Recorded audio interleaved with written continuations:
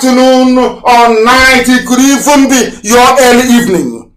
We are going to go to this woman of God all the way from New York to tell us what she has in store for us. She said Elohim gave her a message and we want to listen to her. And if possible, I will be able to ask her some questions.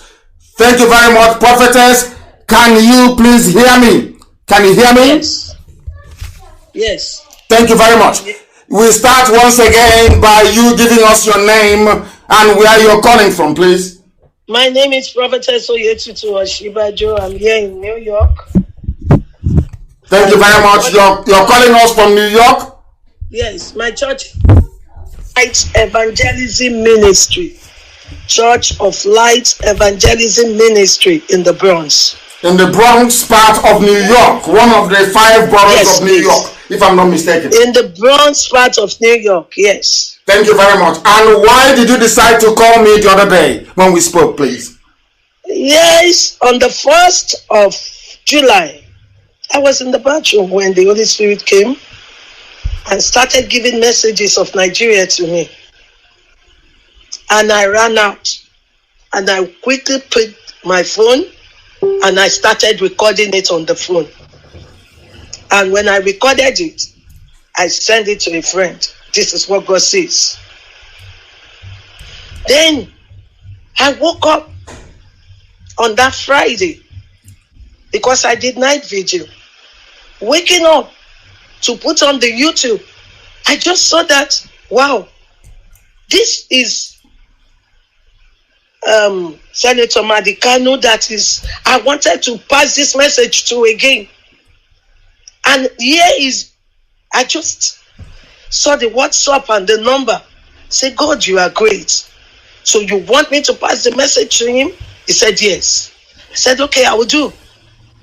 I quickly had the WhatsApp on my phone and I started texting you. This is what God says. Please, Prophetess, before you continue, I have some few questions to ask you. Are you a Biafran? No, I'm a Yoruba woman. And are you married to a Biafran? No, please. No, please. Have you met me before? Never. I said I saw you on Friday. I got your number on Friday on WhatsApp. Never. Because people be wondering, why would a Yoruba woman be listening to Radio Biafran? And a prophetess, for that matter, somebody who runs a church in New York. I will not be afraid of a message given to me. This is not the first time of giving messages. Even America knows I give messages. Please go ahead. So this is not the first time. When God sent me, I follow. God wants peace in Nigeria. And if you look at my Twitter, I'm always going there to say, God says we should be one Nigeria. We will never be divided. We are one under one umbrella. He has been saying that, I've been going on the Twitter to say that.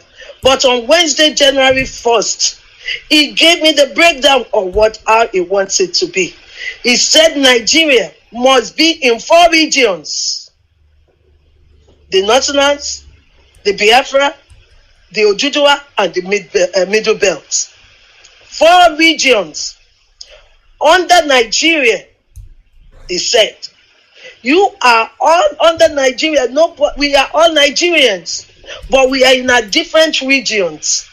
He said, I've been in different regions. We can make our regions as great as we want. It's in our hands. But in each region, you still have your AP, what are the names of your political parties? They are still there. We still have Asorok. They are still there. We still have vice presidents. And we have president and vice president. We still have our senate. They are still there. But the 4 regions will be bringing out their people. The presidency, when they want to do it, if now Hausa and Yorubas are there, it will turn to the Biafra and the Middle Belt later. Because now it's like the Ojujua and the Northerners, which are called the Fuas. That is Fulanis and Awusas. They are the one that is called the Fuas, which is Northerners. The Fuas, which are Northerners, the Ojujuas, the Biafras, and the Middle Belt. Nigeria should be in those 4 regions. We have a president, we have a vice president, that when it comes to your region to pick yours, it will be your region picking it. You will pick the best candidates you want, and you can trust that it will not go and disgrace your region when it gets there. People, you know, they can do it. So each region with their political party will pick they will do it among themselves to pick their candidates, and they will go every 4 years, no 2 terms. That is what God says. No 2 terms. They will be rotating it between the 4 regions. If a region brings president out, the other one will bring vice president out. And then we will have what we call the federal and the state tax. Each region and state will take your tax, but there will be federal tax. What will be the federal tax doing? The federal tax will govern the affairs of the 4 regions. So the president and the vice president still controls Nigeria. You want to have your money, and have your money. What do you mean by you want to have your money? You mean if I want to have my Biafra currency? Is that what you're saying? Have your Biafra currency, have your Ojujua currency. But when it comes to interacting, you will still be using Naira. Naira still stands. Whatever you do in your region, we don't care. But Naira still stands. You will use Naira to communicate with other regions. So Naira still have its power. And Naira will still be used internationally. So whatever you are doing in your region, as region, you may have your heads that will come out and always speak to the vice presidents, to the presidents and the vice presidents all the time. It will not be crowd. And in every region, their governors will control each state as they are under the region. And then, as the governor controls, they still have one person. It's not president. It's not. So what you're talking about, in effect, if I understand you correctly, yes, is a form of restructuring. Is that correct? Exactly, Nigeria. I wanted everybody to. will be happy. Yes, I'm coming. I gave you this opportunity to be able to speak to the whole world because I believe in democracy and not just freedom of speech, but divergence of opinion and of thought. I don't want people to be hearing just the voice of those of us who are campaigning vociferously for an independent state of Biafra. Now, there are some questions I want to ask you because to me, it seems to me, considering what we have to analyze this evening and go through, that whatever you may have seen could be referring to the past. Because I have here in front of me the text of what transpired at Aburi. And what transpired at Aburi involved quite a lot of people.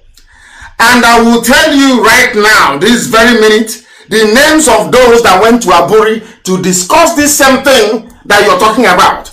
And then, if it is the will of God, as you said, it is, that there should be a division into 4 regions. Now, my question is, why didn't it happen then? But I'm going to come to that in a minute. I want to let you understand that what you're talking about has been tried in the past. Exactly what you're saying. No, I'm coming. I don't even know. I'm telling you now that's happened. It is here. I have it here. And I want it to be posted. This is a transcript from the tape of the recording in Aburi, where exactly what you're saying now, Prophetess, what you're saying now was discussed between January 5 and January 7, 1967. The reason why I'm bringing this up is that what you saw is not out of place.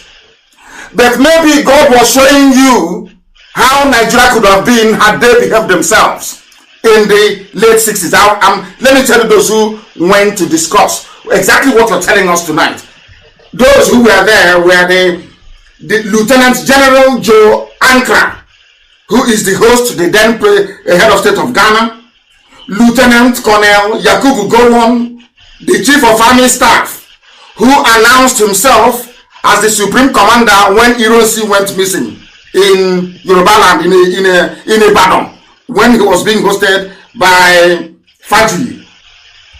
Lieutenant Colonel Odumego Ojukwu, who was the military governor then of Eastern Nigeria, Colonel Robert Adeyinka Adebayo, the military governor of Western Nigeria, Lieutenant Colonel Hassan Katsina, military governor of Northern Nigeria, Lieutenant Colonel David Ejo, military governor of Western Nigeria, Major Mobolaji Johnson, the military governor of Lagos, and also Alhaji Khan Salem, the Deputy Inspector General of Police.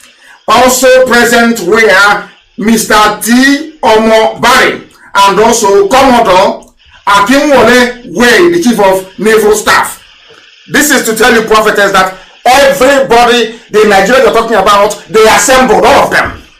From Fulani or Hausa Fulani, as the case may be, from Yoruba, from the Midwest, and from Biafra. Everybody gathered to discuss this thing you're saying in Ghana between the 5th of January to the 7th of January of 1967. Now they discussed all the things that you saw in your vision or in your message. All of that had been discussed in the past. They discussed it. They sat down and they agreed that there will be devolution of power to the various regions within the country. Now I want you to go back and ask God, why did it not happen in 1967? Can I answer that? Please do. God's time is the best in everything we are doing in life. No man has the power of God. You may want it that time. It is not yet ripe for God to manifest it. When it involves God, it will surely stand. No one wins God. When it comes to God, when you say God sees, no matter who you are, you have to bow under that umbrella. And whoever don't want to listen to it, God himself will deal with them. The one you are saying in 1967, which I don't even know about, God is my witness. This one came July 1st. I stand by the throne. The God who called me. I did not know. I'm not disputing what you're saying. I'm just telling you that it is God's time. Yes. Now I want to know that, are you aware that there are Yoruba people, Oduduwa people I prefer to call them, there are Oduduwa people in Benin Republic in Dahomey? Is that correct? All this history, you just say it. I'm just a woman of God to give a message of God. No, because I want to know, because what I'm trying to understand is that I want you to be able to, perhaps you will come back again. You will go back again and go back to God and say to God, but this happened in 67 and 5 million people died as a result of it, because this wanted to happen and they killed 5 million people in order to make this type of Nigeria you're talking about now not to happen. Now what I want to know is, there are Yoruba people, Oduduwa people in Benin Republic, which is nearby to us, Benin Republic. Now, the reason why I have slight difficulties with this is this. Before the white man came, the Oduduwa people were all one people, from Kogi all the way to present-day Dahomey, Benin Republic. All one people. They speak the same Yoruba language, or should I say Oduduwa language. There was no problem. Now, the God in heaven, they worshipped Oluwa, no problem. Now the white man came, or should I say Europeans came, and divided the Yoruba nation into two. Now you have a part of them not designed by God. Now you have a part of Yoruba people in Benin Republic, and you have another set of Yoruba people in Nigeria. Now what I'm asking is that why would God before create an entire Yoruba race, and then all of a sudden ask the white man to come and cut them into two? The white man came and cut them into two, and instead of the Yoruba to go back and look for their people and have one beautiful big Yoruba nation that spans present day Benin Republic and Nigeria, why would Yorubas just confine themselves to Nigeria, knowing fully well that we tried this thing you're suggesting now that God told you about in 67, and 5 million people died? What makes you to believe that people will not die again if they try it? They will never. It's only the enemies that will die. Those who are stubborn, who don't want to listen to God, they are the one he will face. Me, I'm just a servant. I know. And this is not the first time I will give a message. I am just a servant. And when he sent me, how he will do it is none of my business. I'm just a servant. I accept, he will do it, how he will face the stubborn enemy, what he will do to make it stand. Me, he just told me July 1st. I don't know what is happening before. Yes. So I am saying what God is saying, and how the peace of Nigeria will stand. This is what he sent me to come out to say, and I am saying it. Whoever wants to come and confront me for saying it. No, nobody's confronting you. No. It is I am not afraid of them, because this is the word of God. He said there should be no war in Nigeria, because he said so many people have bought ammunition to kill innocent ones. He said they will face themselves and destroy themselves. He has given the 4 regions under Nigeria. If we did not get it in 1967, as you say, it was not yet God's time. And what is stopping it from happening? Why do we need to fight for it?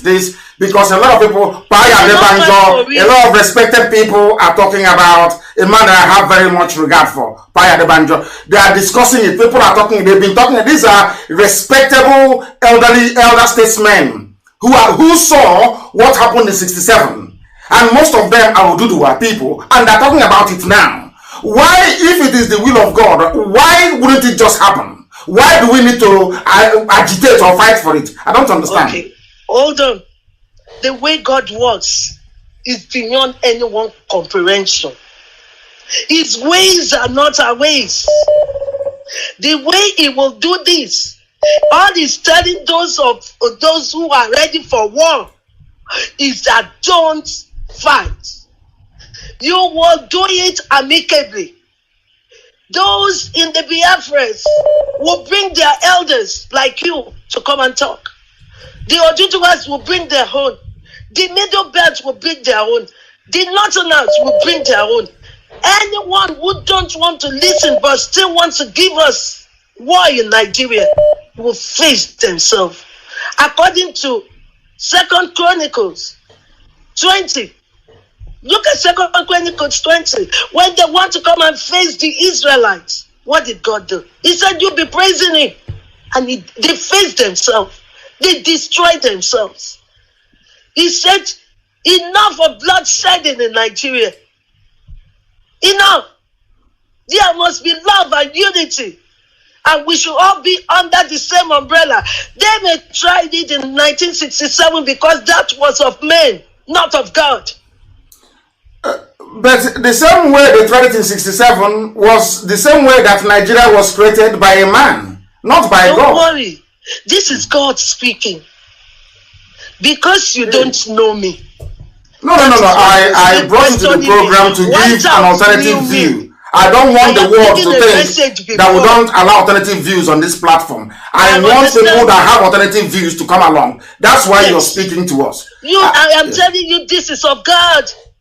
When things are of God, he knows how he will start it from the beginning to the end. But write it down. Nigeria was in 4 regions, and we have free movement among ourselves. Thank you very much. Let me Prophet, I just want to say this. You are absolutely right that you, in your vision, you saw 4 regions, and those 4 regions, they were intermingling. Everybody was visiting everybody else, because all the 4 regions will be in ECOWAS. And in ECOWAS, anybody can, you can wake up and travel to Liberia. You can travel to Katsina. You can travel to Obamojo. You can travel to Ibadan. Nobody will stop you. But where I have problems, which is why I want you to go to, you're a prayerful woman. I want you to go back to God and ask for clarification. Because you saw 4 regions, which is the breaking up of Nigeria, which is absolutely correct, because that very autonomy you're talking about under Nigeria, which is now what diplomats are saying all over the world is what they want. That they don't want Nigeria to break. They want Nigeria of 4 regions, everybody doing your own thing, but your name will still be Nigeria. What I want you to go back to God to ask God is this: if it is God's will, how come God gave powers to people that will always say no to it? Why? I don't understand. If it is God's will, why would God always, through the British, give powers to the Fulani that will always say no to it? Why? That was of men dead. Men are ruling. Men are ruling. When God intervened in a thing, it was still, this is not vision. Now, He spoke in voice to me. I added when He was telling me. I quickly picked the phone. If it's vision, I agree with you. I am not doubting you. Spoken voice. You too will receive it. Father, fill your son to see what you told us, so that he will calm down to get it right. He said, I'm coming. When you spoke before, you said something about IPOB and this very agitation. That God, what was God's purpose for this very IPOB agitation? I want to know. That was something you said. Are you saying that IPOB came to fight for everybody, not just for Biafra alone? That was the way you put it. No, I was telling you that you are fighting for Biafra. Yes. That the way God has given the vision, you don't have to fight for Biafra.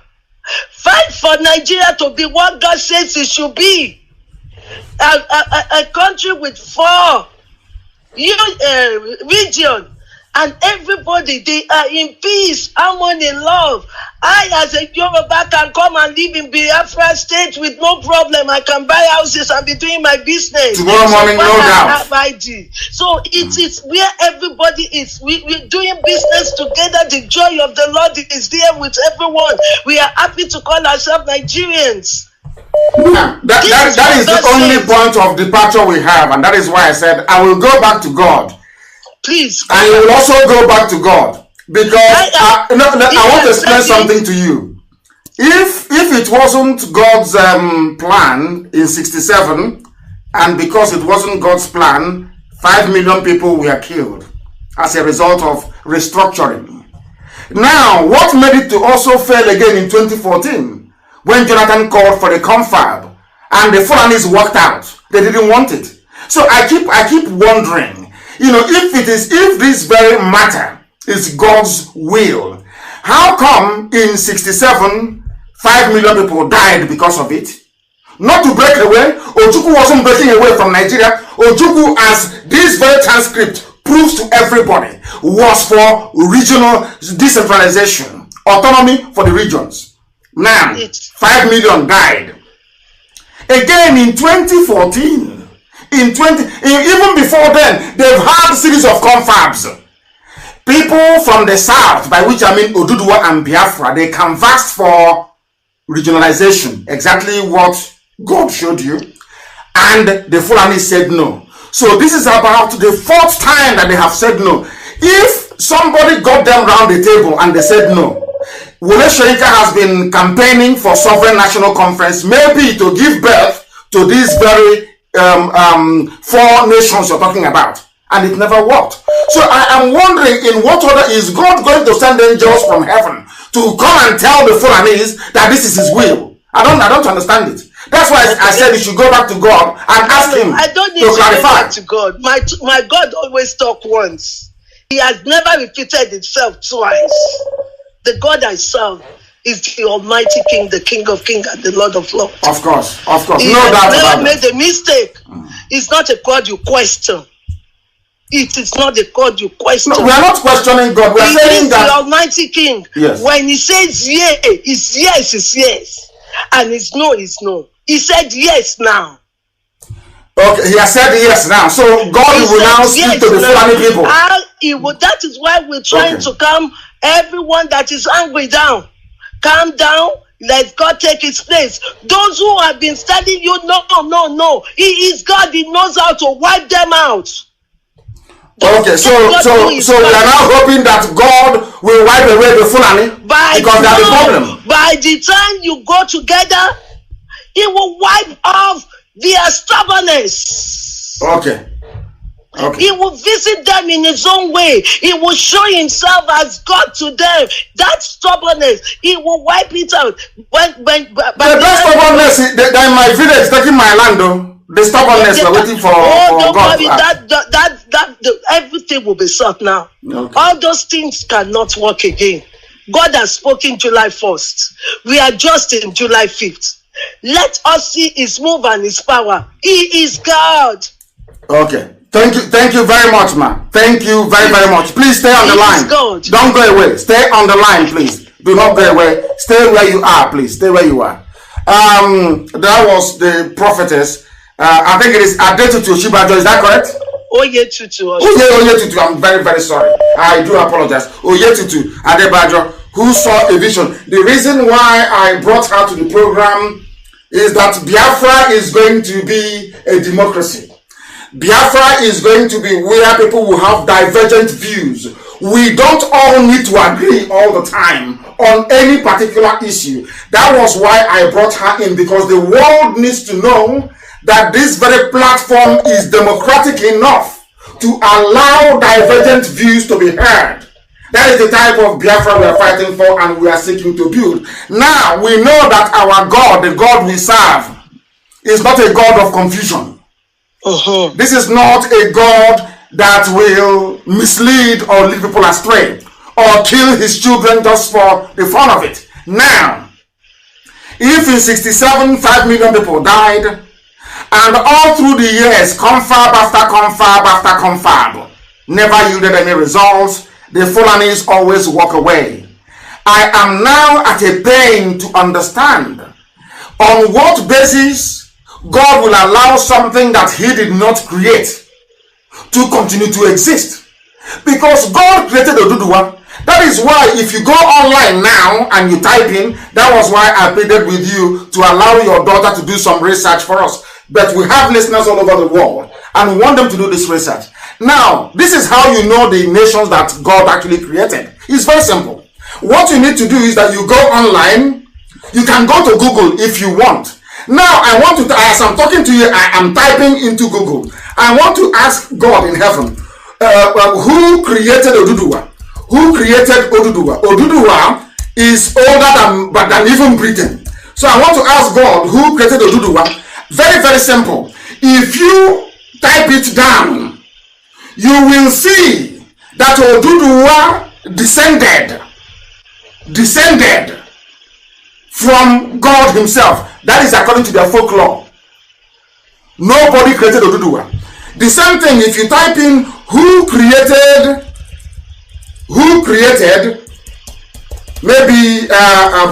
England. Let us say England, for example. Who created? What I want to say is that what you saw was what God said, but the timing is not actually very clear, which is why I want you to go back to God and ask Him, who created England? I'm asking. Ask yourselves again, who created England? Once again, this is how you know the nations that God created. If you type who created England, you will see that nobody created England. They will tell you about who succeeded who came in. The same thing for Russia, for Germany, for every ancient kingdom, even Ethiopia. Ask yourself, who created Ethiopia? Nobody. Now, let us go and ask ourselves, who created Nigeria? This is why it is a man-made object. and why God cannot be speaking for a man-made object. I want to ask, who created Nigeria? If you want to know who created Nigeria, immediately you go into Google. It will tell you, Lord Lugard created Nigeria 104 years ago. You see my point? Lord Lugard created Nigeria. And I want you to go and ask yourself, who created Hausa people? Who created Hausa? For instance, this, I'm telling you, the nation that God Almighty built, not man. Who created Hausa people? Who created them? Who created Hausa? Let us go and check who created Hausa people. Nobody created Hausa people. It was founded. There's a difference between founding a nation and creating one. If you go now and ask your Google who created Oduduwa, you will not see any human being. Never. If you ask who created Biafra, you cannot see any. If you ask who created Hausa, you cannot see any. Even if you ask who created Fulani, you cannot see any. But once you say who created Nigeria, you will see a man's name appear. In other words, they are assuming the position of God Almighty. Only God can create a nation. So in my conclusion, how I saw your vision, my personal opinion, is that your vision is about the division of Nigeria. Not bringing it under anyone, because God did not create Nigeria. I have proven it now that God never created Nigeria, but God created Hausa. God created Oduduwa. God created Tifi. God created Biafra. God created all these people. You can never hear a person say, I created this very place. Only God can create a nation and not man. That is why Nigeria cannot survive. Not out of hatred for anybody, heaven knows. And as you quite rightly said, in a divided Nigeria, everybody can go. You're in America. I'm sure you own a house in America. Your church is in Bronx. You own a church in Bronx. Is anybody going to demolish it tomorrow? Is anybody going to deny you your house tomorrow? The same thing I said in Biafra land. We will even go to Oduduwa land, Yoruba, to go and bring, if you're paying your people $50,000 a year equivalent, we will pay them 80. If they are good, we will headhunt them and bring them down to Biafra land to work for us. That is the type of nation we are going to build. Not a nation based on parochial interest. If we see in Biafra land, if we know there is a Hausa engineer that is very good, that can do something, believe you me, we'll go and bring him in to come to Biafra land to work for us. That is the type of nation we are going to build. And that is why I welcome your call this very day. I thank you very much. Hold on, let me quickly say one thing. Please go ahead. Go ahead. You said you want to take Biafra out of Nigeria. Please, as a woman of God, I don't want to talk too much, because those who know me in America, they know the message that I've given, and they find out everything was like that. I just want to tell you, don't fight against God. Now I'm asking you, how can God allow? Hold on. It will reveal itself to you. People are listening and we need clarification. It will reveal himself to you after we have finished this discussion. He is God. He is not a liar. And the way you will go out to do it and still be a Biafra region, he will tell you. He is God. Nobody works as independent. You are nothing without God by your back. Of course. I agree. If human beings say they will support you, they can die overnight before they say they want to support you. That is but true. With God, he is your power. He is your strength. He is the one that can make you achieve what you want to do. So if God says, I say, nobody contradicts God. That is why. But the Fulani is saying that God said there should be no restructuring. There will be. They are not God. No, but that is what they are God told them in the Quran. To appease to you. They are not God. I want you are a Christian. I want you to honor God, respect God, believe in him, trust him. He's not a liar. Whatever he says, he will complete it unto the end. You as a woman being, let me tell you, those who said have been doing it since 1967, they were under a race. They are not under grace. But I don't know how that grace, I don't know how it's going to appear again. Let me tell you, hold on, please. I just want to explicate this. They were under a race as woman being trying to make sure it stands. But now, grace, God is involved now. Because between grace and grace is God. I agree with you. I agree with you. I will be with you. I agree with you. But how can, why won't, Prophetess, please hold on, please, man. Hold on. Why would God divide Yoruba land into two? Put one in Benin Republic and the other one in Nigeria. Why? Why would he do that? Bygone is bygone. That has been done. We are Nigeria. Bygone is bygone. You understand me? But I have been able to prove to you now that God never created. But God didn't create Nigeria. Look at this. You know, I am used to it as a woman of God. Even when I'm speaking in the midst of big men of God, they attack me. I'm used to it. No, nobody. Heaven forbid, nobody can attack you. Nobody is attacking you. They contradict it. No. But I always say, wait and see. When it comes to God, we will all see, and we will know it is God who spoke. Thank you very much. It was the said time. God will be with you. And please, you too. And you too. And I look forward to welcoming you back on this very platform, and remain blessed. Remain blessed. Thank you very, very much. Remain blessed. People are now calling from everywhere, all over the world. The program this evening, we have our live interactive sessions, mostly on Fridays. I allowed our mother in the Lord, so to speak, to come and tell us the part of her vision that I accepted was the division into 4. Not the other one, still under Nigeria. No, maybe it was when God was taking away all the green, white, green flag. She may have seen green, white, green, but it wasn't God at all, because I've proven it here. God cannot. Our prophetess said that what transpired in 1967 was the work of men. If we accept it was the work of men, that the Almighty God doesn't validate the works of men, then there is no way God can validate something created by a man. It's a very simple experiment.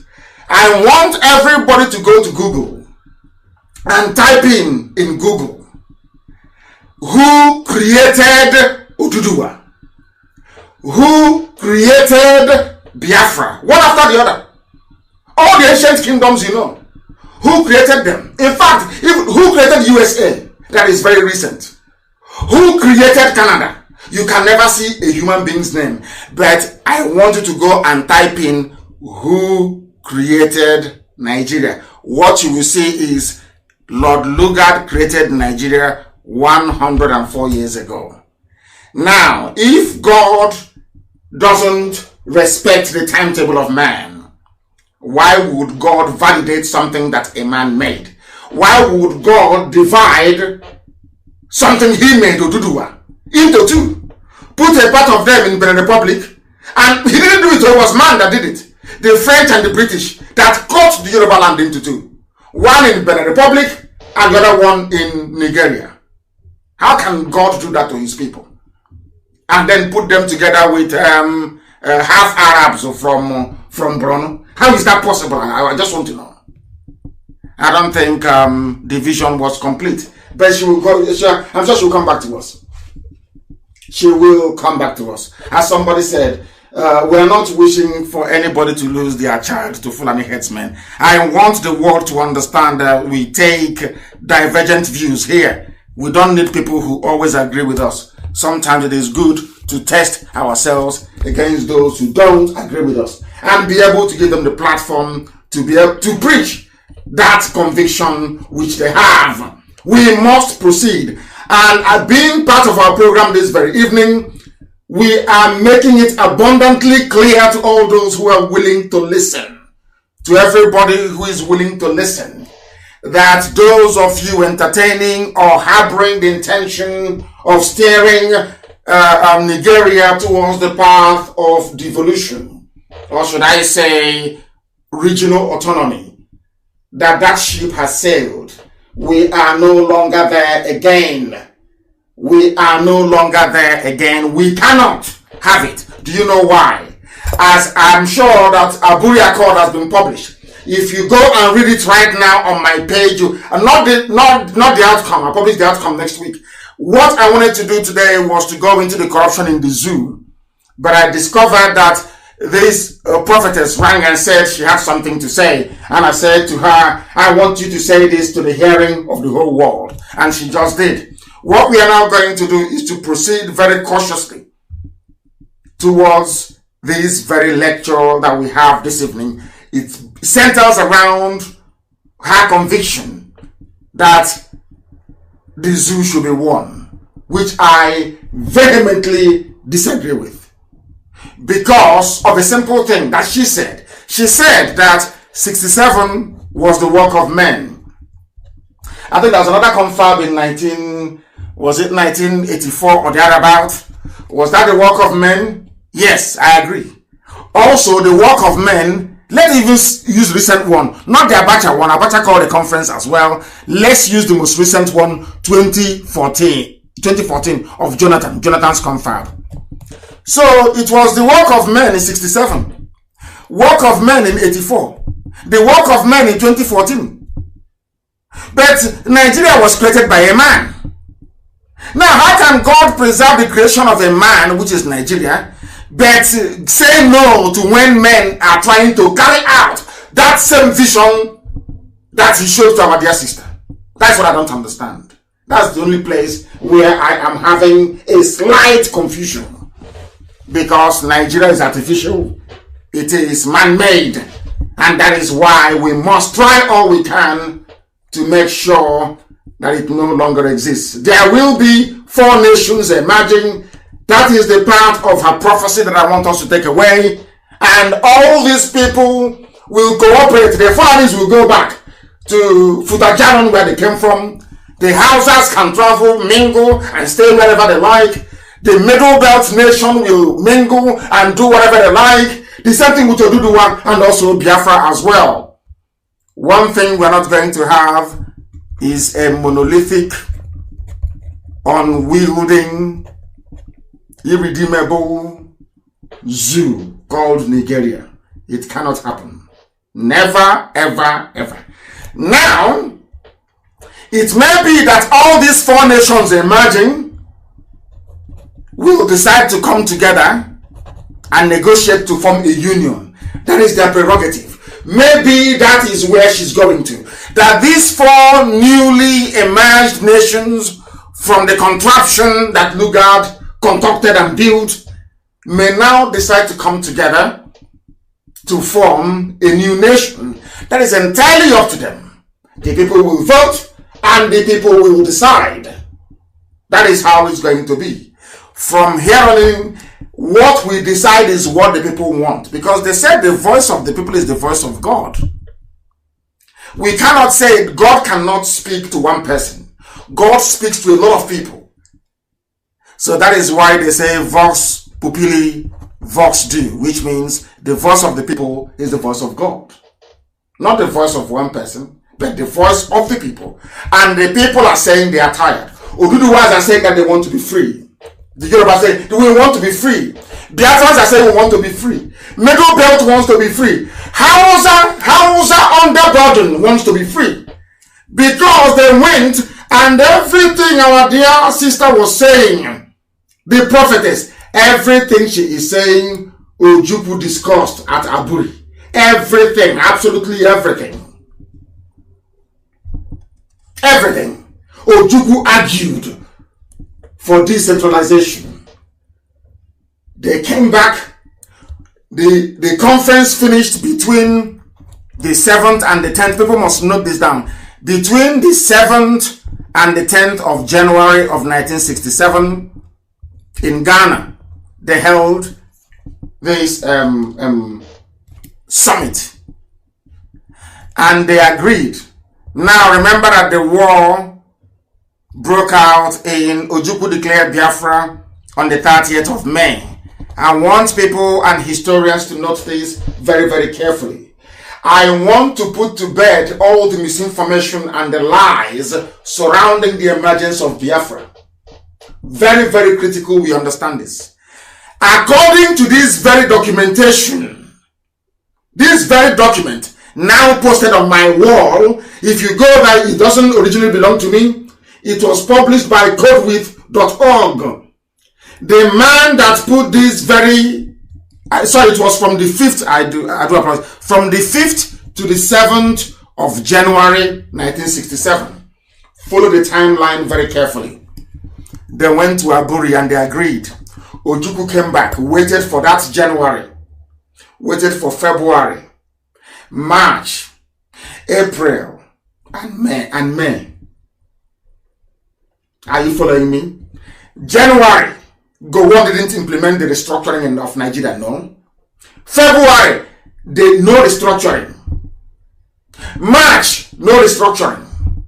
April, no restructuring. Until the end of May, pure 5 solid months, waiting for a gentleman's agreement that was reached in Aburi to be implemented. And they said no. Before Ojukwu declared Biafra on the 30th of May. Having attended Aburi between the 5th and the 7th of January. But your historians never tell you this.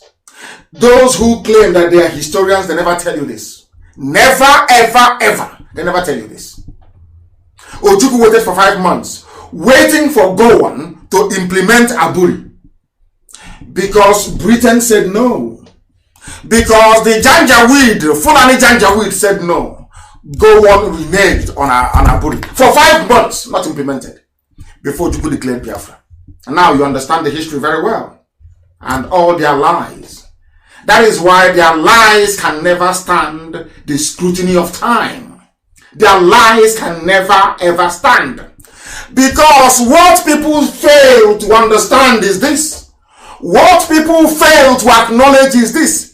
That the devil is using the cloak of Nigeria to advance his cause.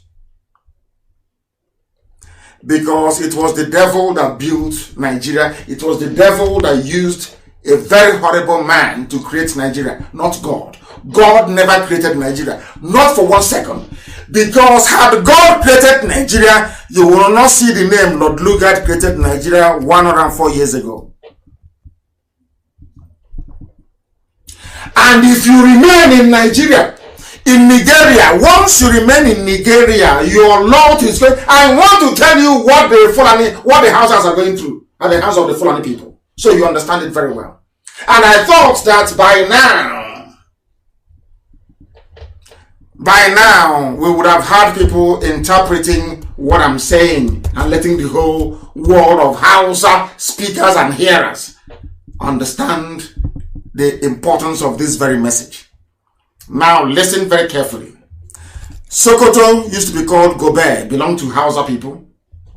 The Fulanis traveled and came from all over the place, and Futo Jalon to be very precise, came and pleaded with, they said to the Hausa people, let's trade together. Let's be one. This same one Nigeria. I want you to understand very carefully. They came. After a while, they defeated the Hausa people with the help of Hausa people. I was speaking to a very important personality. Important personality yesterday. And you know what he told me? He said, I went to the north. He's from Middle Belt. He said, I went to the north. You know that thing they call Durban? If you like, you can Google it. You know Durban they have when the emir or the, it's like a Ofala in the north. The Ofala of the north. They said our FM is not working. What's it supposed to be? Why is our FM not working, for goodness sake? Why is it not working, I ask? Oh, goodness me. Goodness me. Now, there is something called Durban.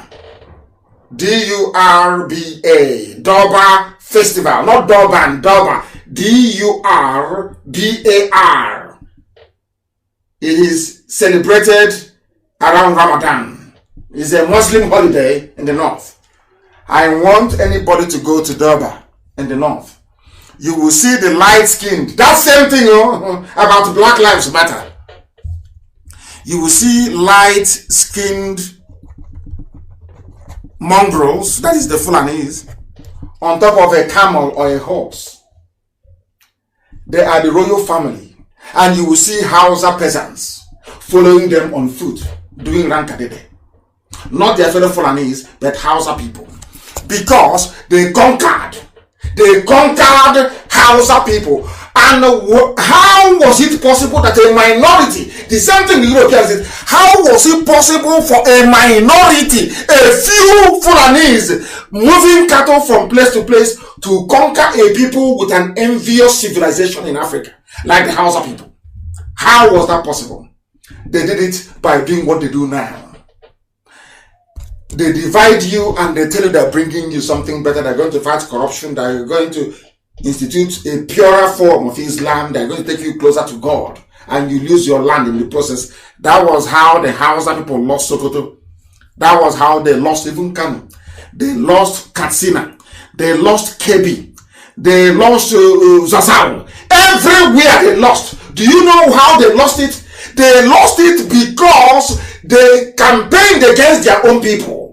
I am saying this because of the few Efulefus who think that by fighting Biafra that somehow, or talking rubbish, that they are making their lives better. They are preparing themselves for conquest. Themselves and their children and those unborn. Do you know what is happening today? I want anybody to tell me if this is a lie. The Sultan of Sokoto, where is he from? He's a Fulani man. He is a sultan in a land that belongs to Hausa people. How about the emir of Kanu, which is the heartbeat of Hausa people? He is a Fulani. How about the emir of Gwandu?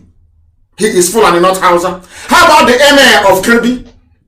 He is Fulani, not Hausa. How about the emir even of Ilorin in Yoruba land? He is not a Yoruba man. The emir of Ilorin is not even a Yoruba Muslim or Ududuwa Muslim. The emir of Ilorin is Fulani, not Yoruba, not Ududuwa. The emir of Zazzau is Fulani, not Hausa. The governor of Sokoto State is Fulani, not Hausa. Whereas the Hausa is in the majority. The governor of Katsina State is Fulani, not Hausa. Governor of Zamfara State is Fulani, not Hausa. Governor of Kaduna State is Fulani, not Hausa. Governor of Kanu State is Fulani, not Hausa. Governor of Jigawa State is Fulani, not Hausa. Governor of Gombe State is Fulani, not Hausa. Governor of Yobe State is Fulani, not Hausa. Governor of Taraba State is Fulani, not Christian nor Hausa. Governor of Nasarawa State is Fulani, not Hausa. The governor of Borno State is Fulani, not even Kanuri. All the major imams in the core Sharia Arewa zone in the Sahel in the north, they are all Fulanis. There is no frontline imam that is a Hausa man. Now do you understand? Now do you understand what they have in store for you? The more they preach one Nigeria under one unity, the more they enter into you and take you over. They came to Imo State. They could not impose a Fulani man in Imo State. They got the next best thing, which is Hopo Zarema. Their stooge and their slave. Their stooge and their slave. Such people can never ever out in this life earn or have our respect. It's impossible. You have come to do us harm. You are working for the enemy. You have come to destroy the children of light. You can never, ever, ever,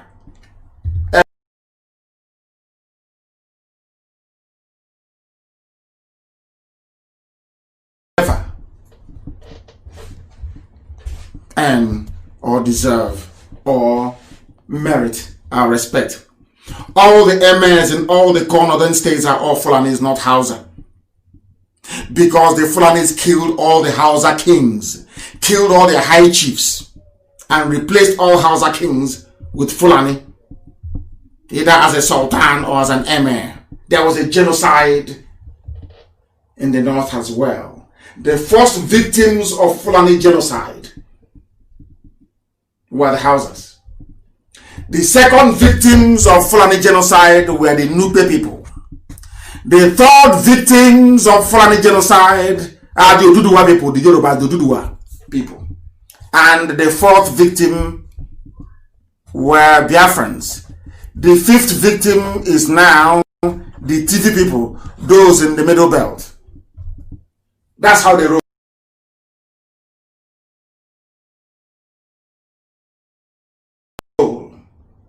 And they are managing to do all these things before, when they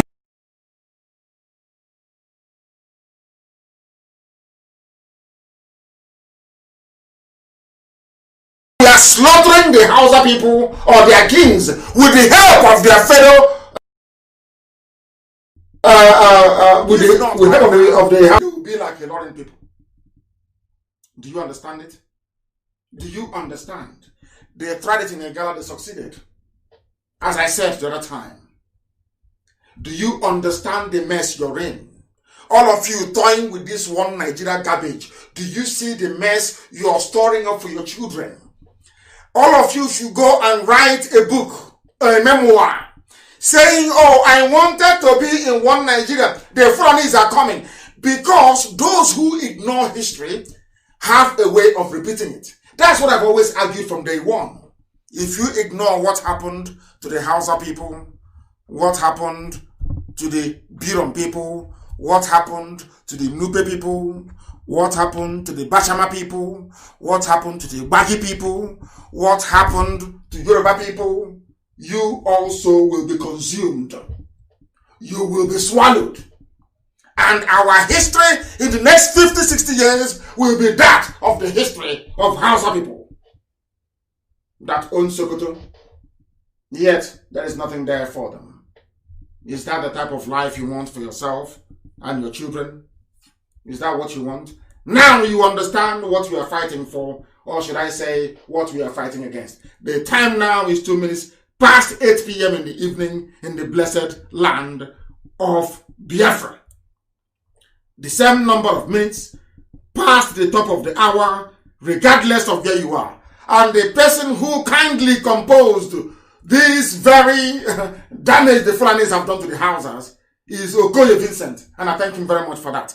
He titled it The Bitter Truth. And I want it to be published everywhere. That so when you're talking about your one Nigeria, let's have one Nigeria. Let's have one Nigeria and have regions in. I want you to know what awaits you and your people.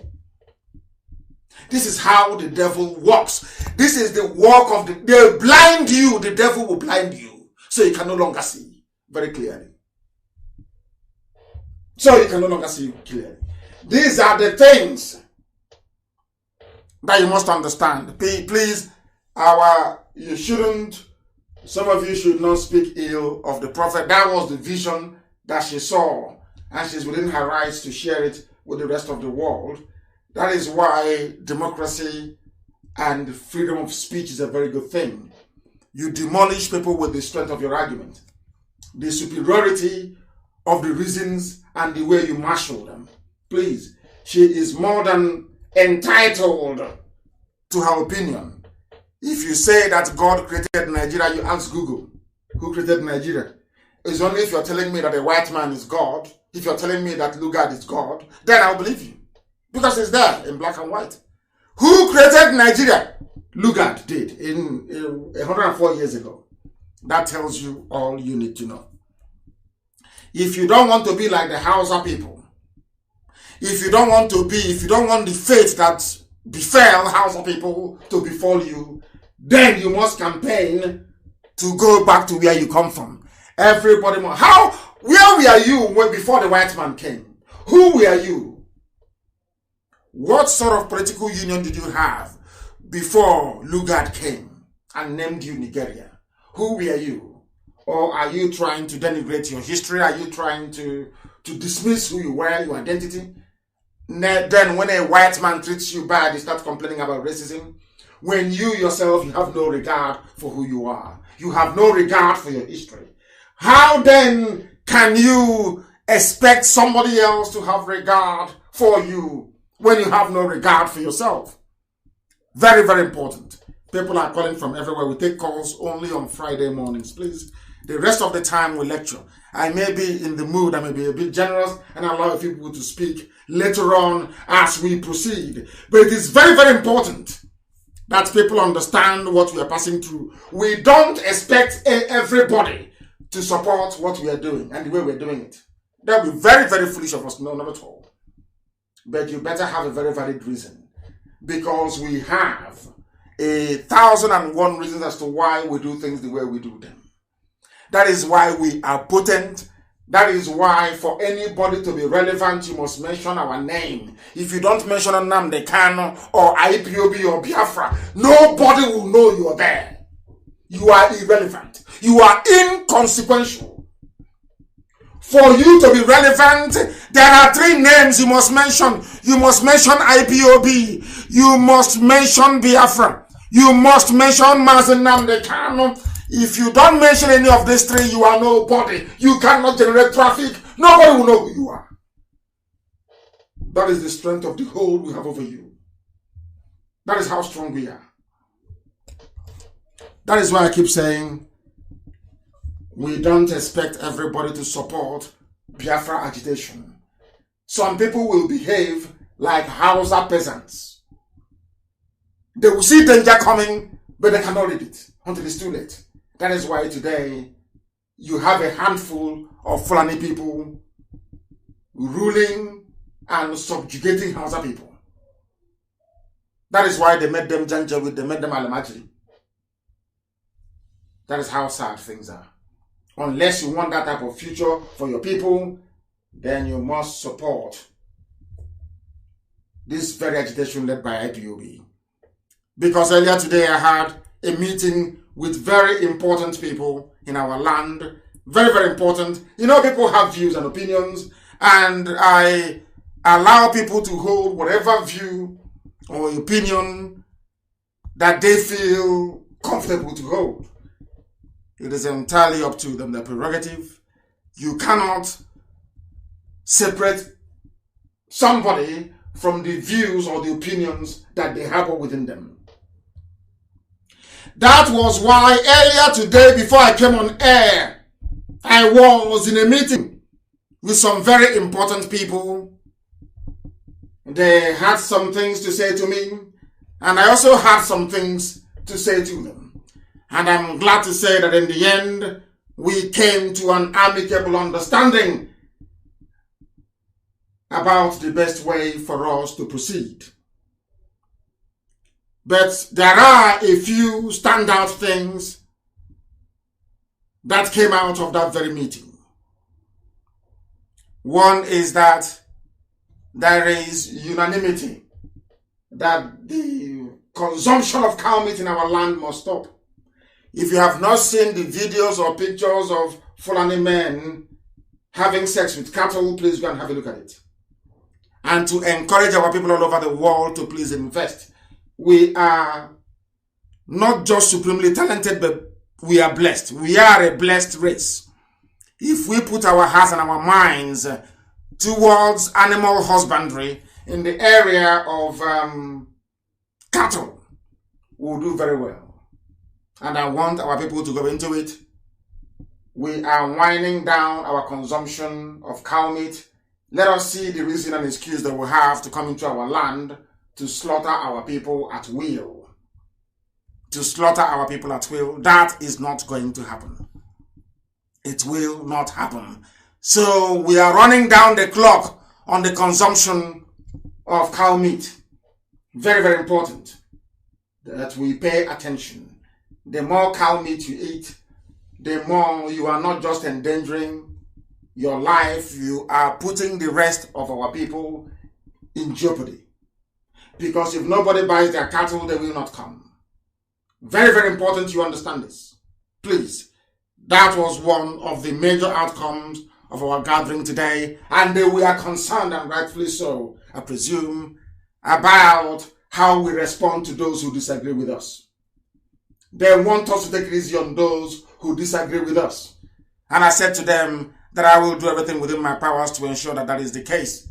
And there are people that We are the ones who are hurt because we are the ones that they conspired against to kill. They came to kill us. They conspired to kill us. But unfortunately for them, not all of us were killed. So I have taken on board what they have said because they are men and women that I have a lot of respect for. And going forward, we shall seek a very amicable way for those who may disagree with us in public to be able to voice their opinion without antagonizing those of us who are in very massive pain. That was my assurance to them going forward, and we intend to keep it. We intend to keep it. No consumption of cow meat in our land. It is going to be phased. It's something we are used to from childhood. So it's going to take a while for those local farmers to be able to bring their meat on board. Very, very important, please. Now, those who are complaining that we insult them, that we are not very respectful, should look at what is happening in the north.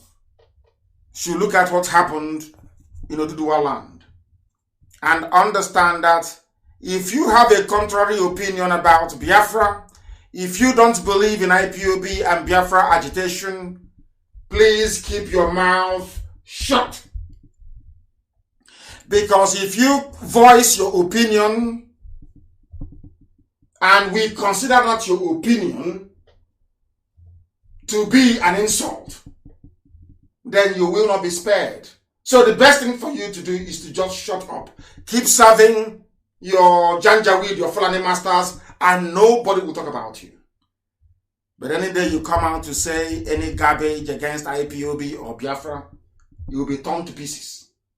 Keep your mouth shut and nobody will talk about you. Keep your mouth shut and there will be no problem. And if you claim you're a leader, you must stand up and speak when your people are imperiled, when your people are in danger, when your people are being persecuted. That is why you are a leader. You must stand up and say something. You must condemn it. Not when your people are dying, you don't say anything. And when your people are agitating to be free, you go and connive with the enemy to kill them. We have every right to be upset. Every right to be angry. But of course, we do understand where we come from and the need to be circumspect. And that was what I assured them. And I said I will say it live on air. That we will take it easy on some people. We will try to respect our institutions and our traditions. But please, do not encroach into our territory. We are hurting, we are pained, we want Biafra, and nothing is going to stop us from getting Biafra. Absolutely nothing. No Jupiter can, nobody can. So if you present yourself as an agent of the zoo in our land, and you say because of that, you are 70 years old, you're 80 years old, you're coming into Biafra land to talk rubbish, we will obliterate you completely. Do you know why? Because everything we do with facts and with reason. Do you know that the sponsors of Boko Haram are Fulani people? You also know that Fulani people are the officers you have in the Nigerian army. In fact, across the armed forces of the zoo. Now, they came out openly to tell you that we are not going to expose Boko Haram sponsors. This is a very bloody terrorist organization that have killed a lot of people. Innocent people. There are over 2 million people in IDP camps as a result of the activities of Boko Haram. But of course, I qualify that. The reason why Boko Haram took up arms is because of the heavy-handedness of the Nigerian police. They were the ones that killed Muhammad Yusuf. Before the death of Muhammad Yusuf, Boko Haram wasn't violent. It was the death of Muhammad Yusuf that led to Boko Haram becoming violent. So we must understand that first and foremost. And that is the truth. It doesn't matter how much you demonize Boko Haram. Somebody started it. It doesn't matter what you say about Boko Haram. Somebody caused Boko Haram to pick up arms. The day they came to my house to kill me, had they succeeded, do you think IPOB would keep quiet? They would have gone into the bushes. Exactly what is happening in the north. Before you blame Boko Haram, you blame the Nigerian police, and you blame the trigger-happy Nigerian army. That is the truth. And now that Boko Haram is killing without mercy, who are those sponsoring them? The Zoo presidency wrote a letter, or should I say issued a statement saying that IPOB is spending $85,000 every month in order to stain the image of the already battered, useless zoological republic. So they were concerned. Where do they get their money from? But do you know that they are not concerned about who is sponsoring Boko Haram? IPOB is a peaceful movement. We are not armed. Now, I want somebody to tell me the reason why the army is not prepared, or presidency not prepared to name those who are sponsoring Boko Haram, but they are prepared to be looking for those who are funding IPOB. That is yet to kill anyone. What does that tell you? Under such a climate, not only are Northern elders protecting 5 terrorist organizations, 5, to the point that they are now shipping terrorists to our land to be raping our mothers, abducting our daughters, and cutting us up. After raping us, they cut us into pieces in broad daylight. That elder you have in Biafra, that elderly man you have, that elder statesman you have, did not come out to condemn the slaughter of his own daughter. Those who are doing the killing, their own elders are not condemning them. I have never heard of a northern elder condemn Boko Haram, or condemn ISIS in West Africa, or condemn Mietiana. No, never, ever, ever. Instead, they brought them into the presidency and empowered them. You went to school as an elder. After seeing all these things, that your own counterparts in the north, are not chastising their own children that are coming down to kill us. We that are saying no to these killings, you are the one rising up to be talking rubbish all the time. And we can't spare you. If you keep your mouth shut, we will leave you alone. If you come out to talk rubbish, we will obliterate. I'm telling you, we'll vaporize you. That is a promise. Keep to yourself and then see if you will insult you. No, of course we won't. You know we won't. We will not talk about you. But come and tell us nonsense when our people are dying. Then you'll see what will happen to you. That was the pledge I made to them. That is why it has been why we cannot expose Boko Haram sponsors from the army. The Nigerian army has said that it is not their duty to expose those sponsoring Boko Haram. Can you believe such rubbish? Can you believe such nonsense? They admitted that the army knows the people who are heavily backing terrorism and criminality, yet they won't mention them. Now, all these people that came out to go and organize Python dance, what is your justification?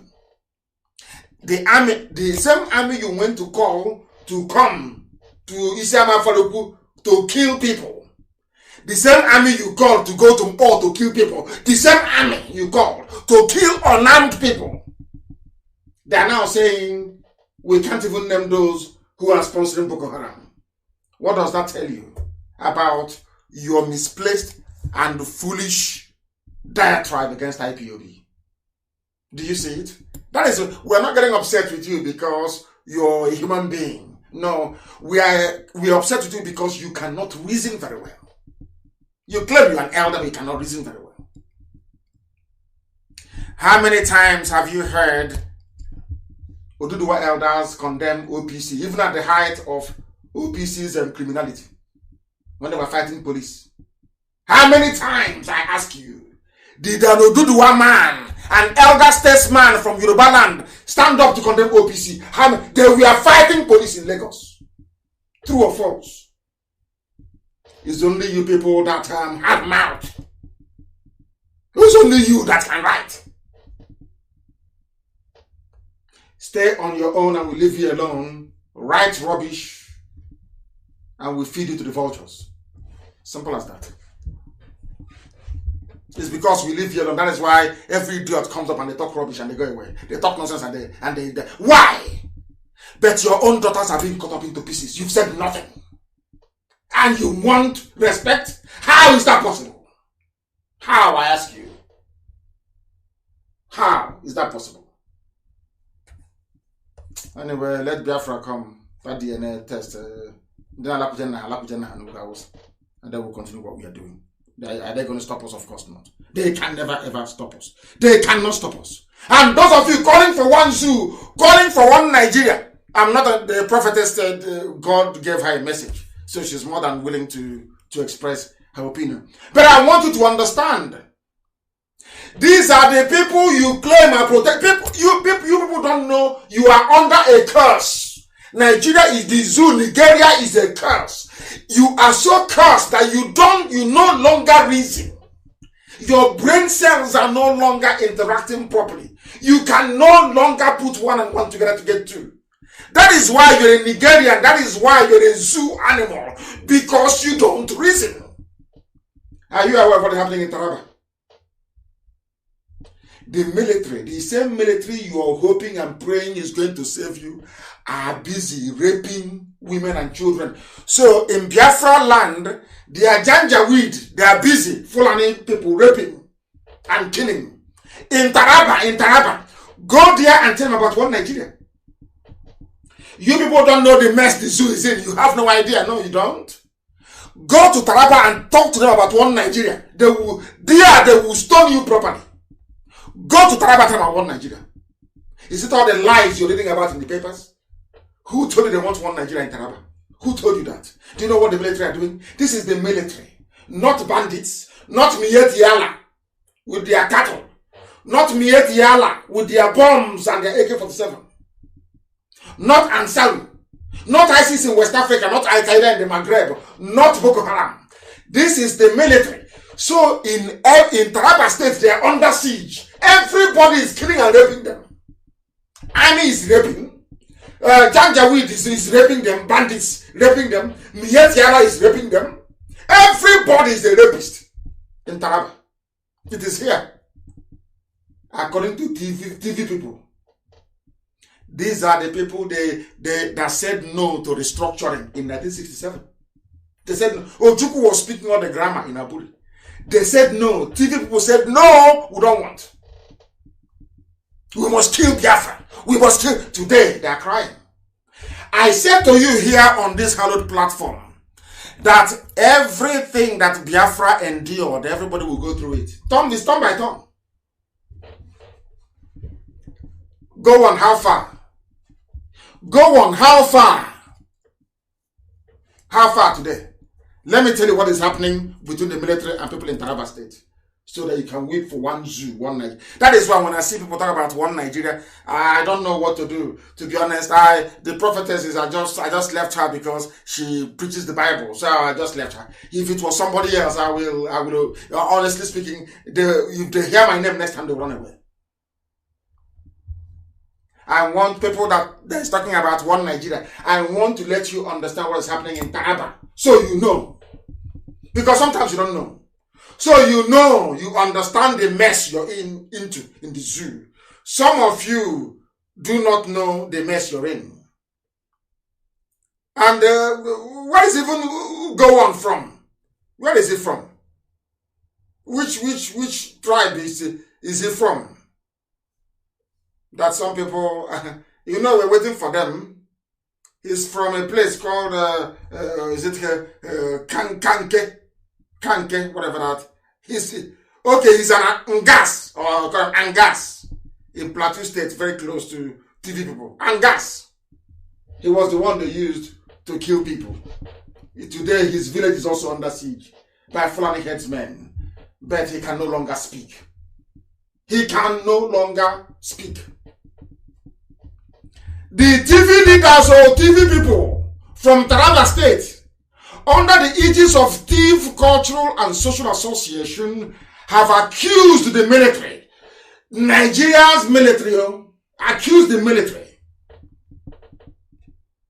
that they posted the military to come and stop the Fulani Janjaweed from ethnically cleansing TV people from Taraba State. But do you know what the military did? This is Zoo newspaper. This is a Nigerian newspaper, please. They are saying here that they have now accused the military, posted to bring peace in Taraba, of raping their wives and daughters, also destroying their properties in the name of manhunt for bandits in southern Taraba. You are a Christian in southern Taraba. The bandits are Miyeti Yala, who are Muslims. You are attacking and raping Christian women, destroying their homes and property. This is from the army, or not anybody else. From the army. Raping women, destroying properties in Taraba State. Nigerian army. And people have faith in one Nigeria. I don't know the type of planet that these people can. I have no idea where they came from.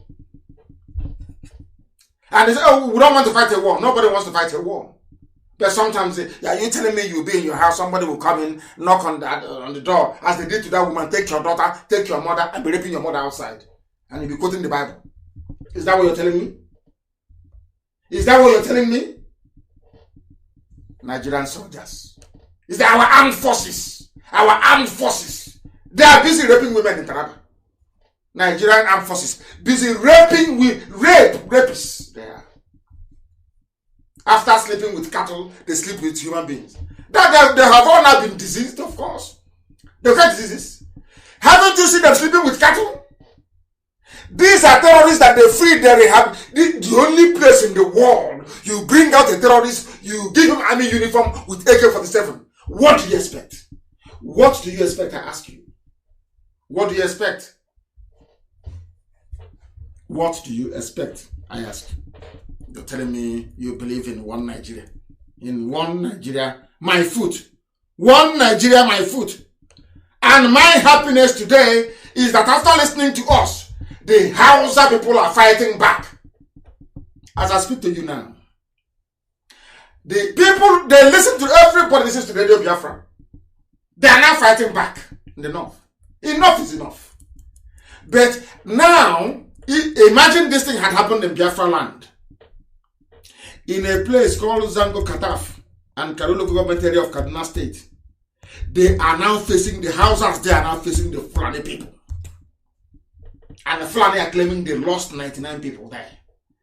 I am telling you, if it were some of our elders now from Southern, if we do the same thing to them now that the Hausas have done to the Fulanis, hey, you will see your elders. Hey, stop them. These children, they did not see the war. I am 53 years old. These children, they didn't see the war. They have done nothing. Hey. Have you had any elder from Zango Kataf talk rubbish? Because their youths are fighting back against those killing and raping their women. If it's in Biafra, you see one idiot in Abuja saying, I'm a senior advocate. I'm writing now. Let me write. I'm asking them to use their brains. Look at the elders. I'm asking all those Biafran elders, all of them across the board, especially the Igbo ones. Have you heard anybody now from Zango Kataf, Southern Kaduna, complain about the fight back of their people against the Fulanis? If it is you come out with yapping rubbish, as always. Doing Facebook video, talking nonsense, as always, and as usual. And you want respect. You've got to be dreaming.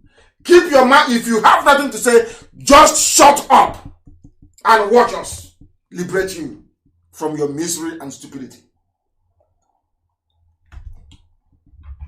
I keep asking them, is there anybody behaving himself that we have ever insulted? If you behave yourself, how can we insult you? It's only when you bring yourself out as somebody, then will tell you where to sit immediately. There's a place called Atiak Chiefdom in Zango Kataf and Sam Chiefdom in Kauru, where between June 11 and 13, a corpse of a man was found in a farm in a dispute that claimed the lives of 448 cows. They took the war to the Fulani people. And now, they are running away. That's how you, if you keep the, one Nigeria, the police that are unarmed that are raping people, is who you're going to call. They think we are foolish. Of course we are not. And can never ever be. And too many calls today. I will try and round up very quickly, maybe take some of your calls. Some of you are calling so much. So much. You are talking about restructuring. Let's restructure. You did not restructure in 67 when every part of the zoo was represented in Aburi. All of them, all the leaders were there. They agreed. Nothing happened. Nothing came of it. Nothing. You had confab after confab after confab, culminating in the one Jonathan had in 2014. The Fulani said no. And you said you're still saying that God told you it's going to happen. When? Oh dear. Let's continue. And as a consequence and as a result of the unbridled stupidity of those that call themselves Nigerians, 43% of the total population of poor people in the world will live in the zoo, in the damnable zoological republic. That is the gift of the Fulanis to you. The Fulanis have now given you a gift. 43% of the world, the global population of poor people will live in the zoo until according to World Bank. This is from the World Bank. All in Africa, no, in three countries actually, in India, in Nigeria, and in Congo. Anywhere you see bad news, you will see the name Nigeria. Anywhere, which is to show you that God has never been with Nigeria. Never. God did not create Nigeria. Never did and can never. I don't know why some of them are graduates. I don't know why they struggle to understand this. I don't know why they struggle to understand it. The projection came after the Washington-based development lender, the World Bank, said on Monday that the pandemic could drive between 70 to 100 million people into extreme poverty in 2020 as the global economy faces its worst recession in 80 years. This is what you get when you put Fulani in power. Your life is a complete mess. A complete mess. Yes, as our people are writing from Facebook, Chima, and also, of course, you have attention seekers everywhere. If they don't come to make noise, how are corrupt politicians going to give them money for data? They must make noise. That is who they are. They must make noise. Always, they must make noise. The zoo is going to have their own fair share of poor people all over the world, only in the zoo. Tomorrow they will say, we are Nigerians and we are proud. Very, very sad indeed. Let me try and take people. A lot of people are calling and calling and calling and calling. I don't know if at all they're paying attention. The caller on the phone, can you hear me? The caller on the phone, he cannot hear, he's not paying attention. The caller on the phone, can you hear me? Yes, I can hear you. Good evening. Good evening to you. What is your name and where are you calling from? Good evening. My name is Henry Nnabugu, or Uche Nnabugu. I'm calling you from Southeast London. Thank you very much. Please go ahead. Okay. Well, first of all, I'm just so elated tonight, talking to you directly. Nnamdi Kanu, you've been a very big inspiration, and what you are doing at the moment is what I have always grown up dreaming to do. And but God has called you, and all we have to do is to support you. And if you mark my name, you will find that I've always been supporting you. I'm supporting you, and we're in this battle together. So the least we can do is to keep praying for you, fighting for you the best we can. I'm very happy to talk to you tonight, just to encourage you, to let you know, I know that the Spirit of God is with you. So it is not that I can do any more, but just to let you know that you are not alone. We're all behind you. This is what we all want. Thank you. Are you hearing me? Love the world, not just me, the whole world is listening. Over 1 million people are listening. That I know, for conservatively speaking, of course. Please go ahead. I'm very happy talking to you. You're my brother. And, you know, I'm just so overwhelmed that I can get through to you and actually talk to you directly. I'm so happy. And after this, I'll be finding a way to get through to you. There are things that I need to talk to you about, which are not really for, you know, general or public. Try and call back immediately after this very broadcast. You call me back and I will take your call and we shall discuss. Thank you very much, okay, Uche. Thank you for calling. I just say one thing of course you may. Go, please. Go ahead. Okay. Now, about your guest tonight, your prophetess guest from the US. Our prophetess, not just mine. She belongs to all of us. All of us. All right. Our prophetess guest tonight. First of all, I like to, I appreciate you for being such an open-minded person. You have demonstrated tonight, you know, that against what people are saying about you, you are open to diverse opinion. You listen to everyone. You're not just imposing, you know, your beliefs or thoughts, but, you know, you listen to other arguments. Of course. My view is this. That woman, and a lot of people are like that. You know, I'm not trying to discredit anyone, but people kind of like reason something out, have an opinion, and they want to put it on God to give it some weight. Do you understand? Now, is that what you think? Is that what you think she's doing? Well, I am 100% sure about that. See, in the Bible, God never used any prophetess. There is no woman prophet in the Bible. Read the whole Bible from Genesis to Revelation. You will not find one. What they will tell you when you ask them is that, oh, what about Deborah? Deborah was a judge, not a prophet. And when God appointed Deborah as a judge over Israel, he said to them that it was as a punishment to the men of Israel who were disobedient to him, so that you know that it wasn't really in God's plan that a woman should be a prophet.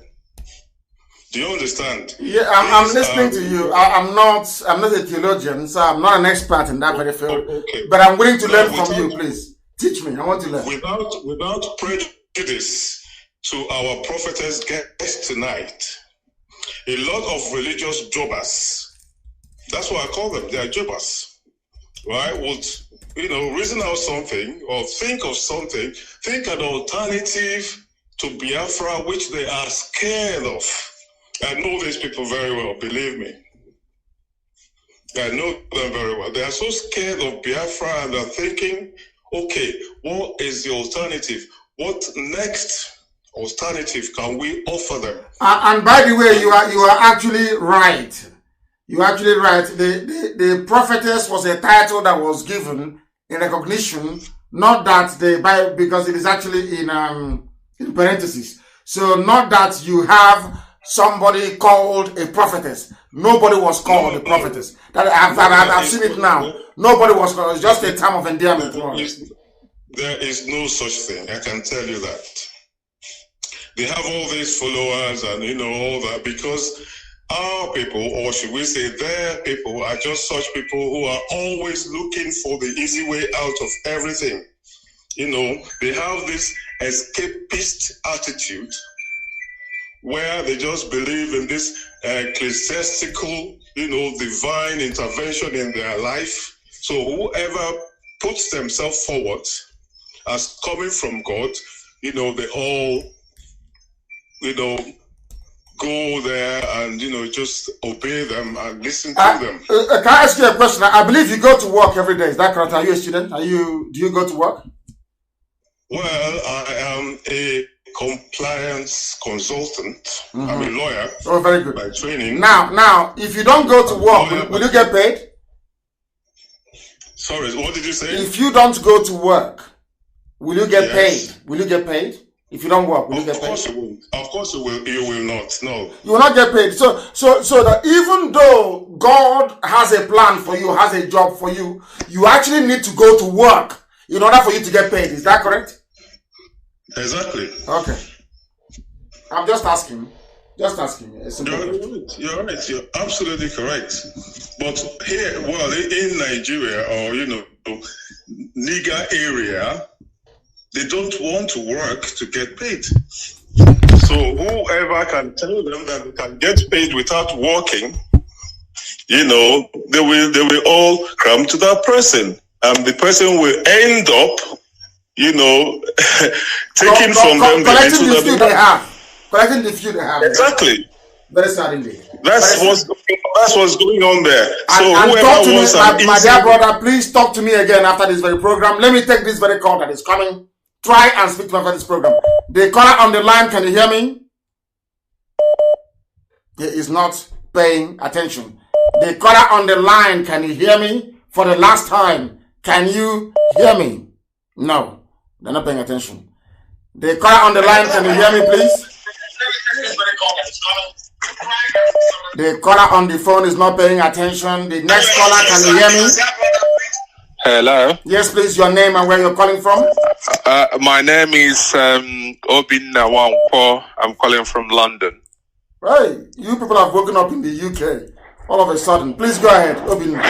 The world is Nnamdi, I'm very proud of you. Thank you. Because I'm from all my heart. Oh, wonderful. A blessed land. Wonderful. Thank you very much. Yes. I'm very proud of you. And just in continuation to what the earlier caller said, that woman has Rasputin spirit. They always go. Please take it easy on her, please. I happen to I don't know. She came and she spoke very well. So I do have this. The Rasputin spirit I'm referring to is those who go to the Tsar. Always they have something from God. And that shouldn't be the case. What we are pursuing is logical, is straightforward, is 1 + 1 is 2. Yes. That is what we are looking at. It's not what God is going to do. God is not going to miraculously. Freedom is free. But in the history of mankind has fought for freedom at each point. However, it's free. But we must fight. Okay, you're saying that freedom is free, but you still have to fight for it. You still have to fight for it. Even in Cuba, it took 5 years, 5 years plus for them to get a Cuban revolution. You still have to fight for freedom. It's not just free, but you still have to fight to obtain freedom. But let me ask you, let's have this conversation now. Do you think that, let's put it this way, so anything designed to kind of, do you believe that even within the present condition of the zoo, that any devolution of power is some kind of freedom fighting as well? Do you believe in that? No. Even restructuring? No. It is not? No, it would never work. Okay, go ahead. Restructuring will never work. Restructuring is not the path of freedom that will liberate Nigeria. everyone got to go back to their region, to their villages, to their hamlets, to build from the bottom up. Oh, okay. If in the future, if people decide by way of enlightenment and attainment, if people decide to join together, let them decide in the future. But at the current moment, freedom means total freedom. So it is a focus we ought to have. And your broadcast, I always rush whatever I'm doing to listen to it. We got to be focused to freedom. And there is not just, I have a lot of people from Oduduwa, very important men in England. When I speak to them, what they said to me, what Nnamdi has been saying is absolutely true. Whatever Nnamdi says is correct.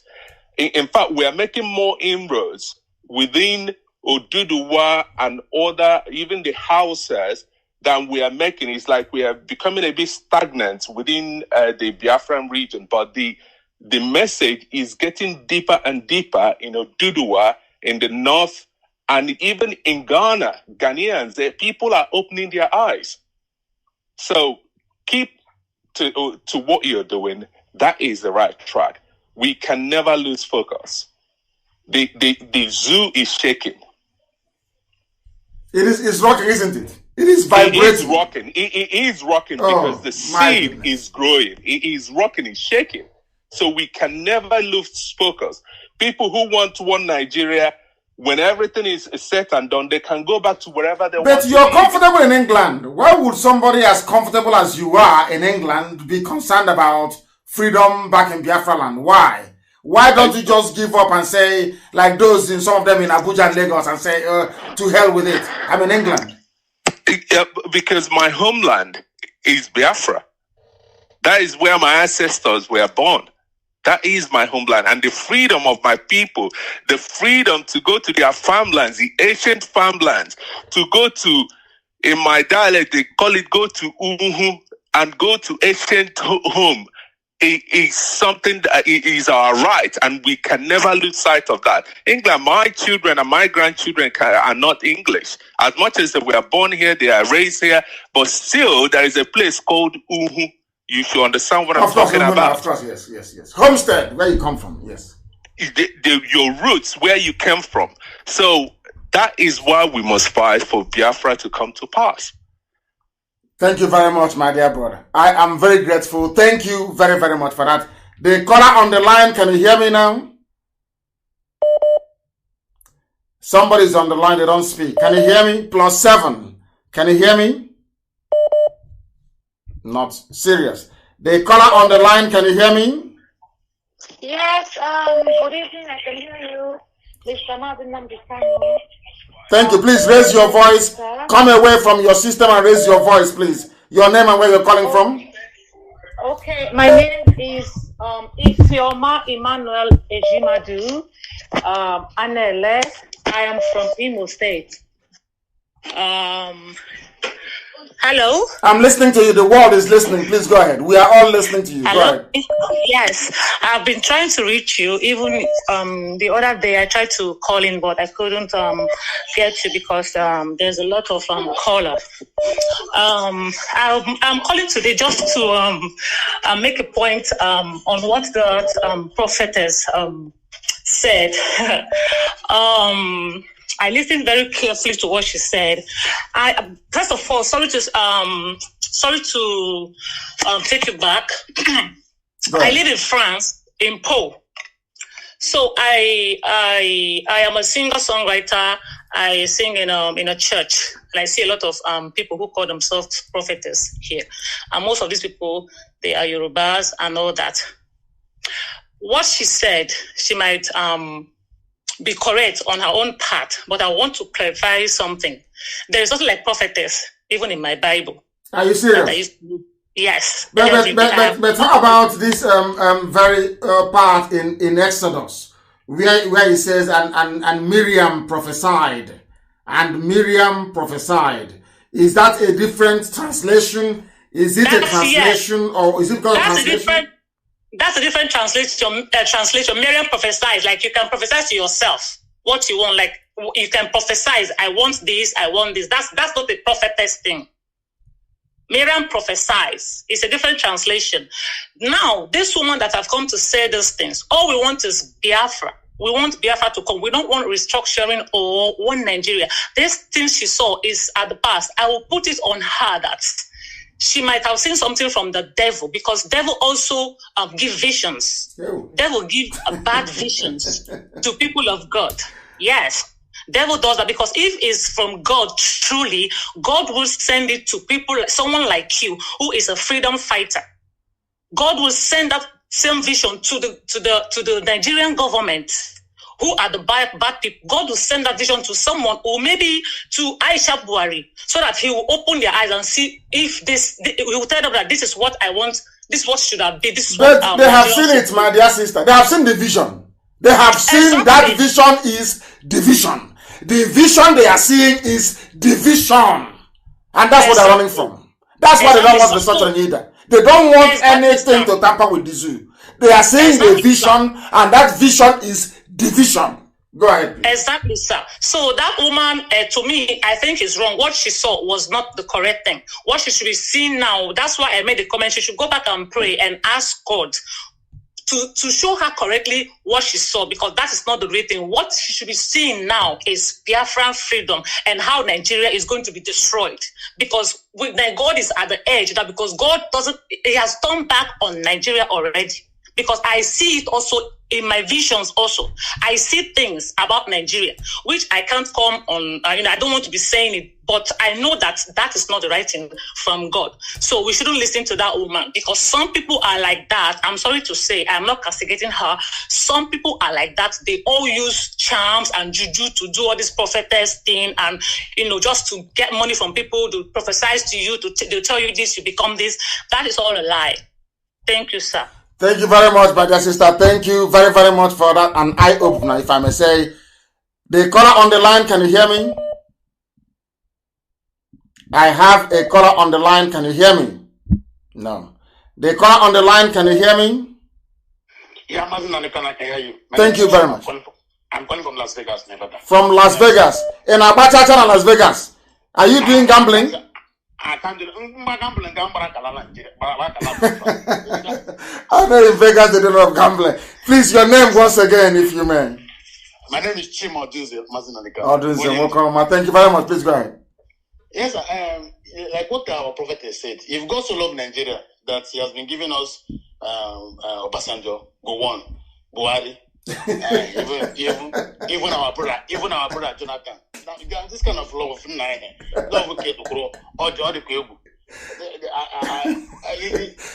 guys are making me laugh, honestly. This Biafra we are fighting for, two major type of people are most threatened.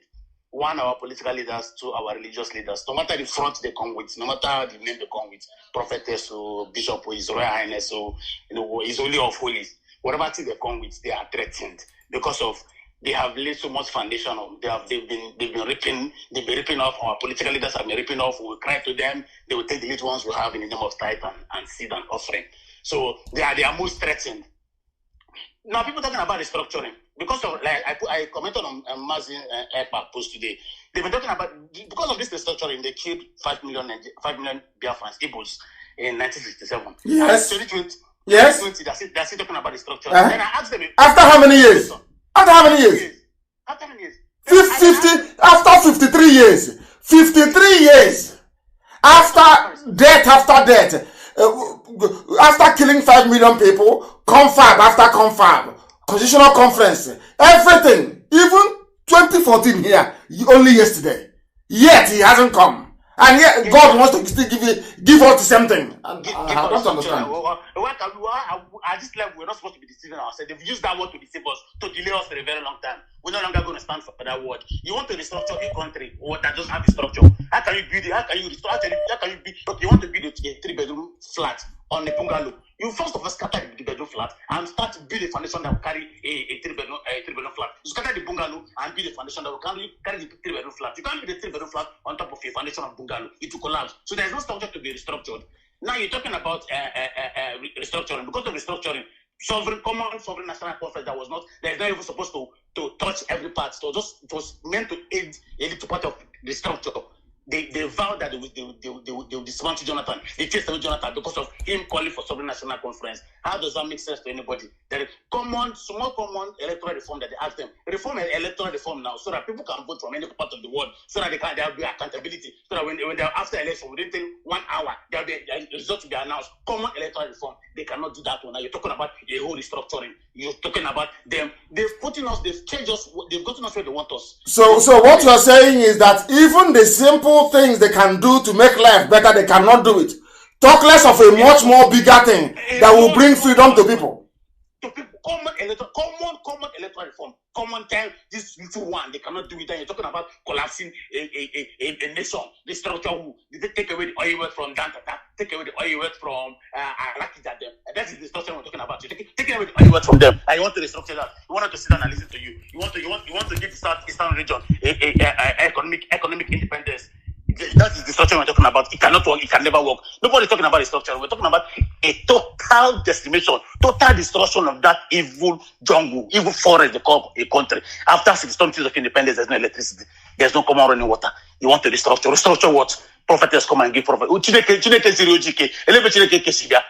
stop listening to these people. There's one person God has given out to us, which is Nnamdi Kanu. Then they know. Then they are doing every nonsense. Prophetess, we have decimated our prophecy here. Mas, thank you so much. God bless you for what you've been doing. Thank you very much, and bless you too, my dear brother from Nevada, from Las Vegas. But he is not in a casino gambling away his life. He is working very, very hard to sustain himself and his family, and also to support this very effort we're making to free everybody. I saw somewhere in the Bible, I saw somewhere, and Miriam the prophetess, the sister of Aaron. I don't understand this one anymore. This is another, because I've been going through the various translations. That is why if they can harmonize all these things to make life easier. In some Bibles, there is no female prophetess, depending on the church you're going to. And in some other ones, there are. So they need to harmonize this, so to be very clear. I'm looking at it here. I think Exodus 15, 20. And Miriam the prophetess, the sister of Aaron. This is another translation. It's also, oh my goodness, it's so confusing sometimes. Thank you very much. I don't know who else is on the line. People are calling today. Let us try and take their calls if they want to speak to us. The caller on the line, can you hear me? Yes, please, your name and where you're calling from. Thank you very much. My name is Nnamdi. I'm calling from Iguacha. From Iguacha, our capital. Please go ahead. Yes, sir. Thank you very much, sir. Sir, I've been listening to what the prophetess has been saying, and frankly speaking, I'm not convinced anywhere of everything that she has said. So you can't take away anything from what she said? You don't believe her? Yes.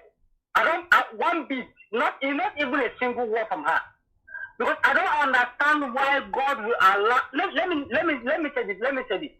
These are not. Let me say that Biafra did not die, but 5 million people died. Why will God allow 5 million people, innocent people, children? I have seen the children, innocent children, from a year, 2 years, and 5 years and 7 years. What were their offense? That God will allow them to die, to suffer such pain. I'm so pained in my heart because I don't know why would God allow such things. I was trying to send a message to know that to ask her, does human being create a nation? Just answer the simple question. I've Googled, I've searched in YouTube, in Google to know if there's a place that human beings will create a nation. I'm not seen that such answer. It doesn't exist. There is nowhere in the history of man except Africa that a human being can come and be credited with it. Do you know what insult that is? Do you know how insulting it is? Oh my goodness. That a fellow human being created a country for you. Come on. That's terrible. I was so ashamed for her to even speak of such. Because I don't understand in a place where in Africa we exalt insult. We exalt it in a way that as if God how can I be bearing a name that a prostitute, a concubine, not even a wife, but a concubine of a murderer will give me, and I can never accept it. I can never ever accept it. I don't know how to comprehend this. I've researched after all of it. I've researched everywhere, but I don't see where a human being can create a nation. Now he's telling us that we should allow the God to our God, not my own God, not Elohim, to take care of every other saboteur. Maybe the people that are fighting against us. The same Fulani people are butchering our sisters, our mothers, killing their part in forest. I was a witness. I'm telling you, when I was 7 years old, I was a witness to an attempted rape to my own mother. Hey, your own mother? Yeah, I'm telling you this. If I lie, the Elohim takes my life midnight. I said my own mother. Because we lived in north. We lived in Papa, in the north. We went to a village to buy bitter leaf because that was my mother's business. A full animal that was supposed to cross a particular river, just a small river. The man just stood there. We were staring at my mother, just direct into her eye. Yeah. She could not cross, and the man could not cross. So when the man let her cross, she with his knife, she attempted to rape my own very front. I was 7 years old out of them. I know how I fought. I know I was able to sustain injury because of that.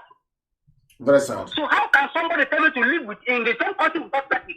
It's not possible. These people are moronic serial killers. This is what they do for life. This is what they believe. You cannot stay in the same country with this. It's not possible for me to live in the same country with this kind of people.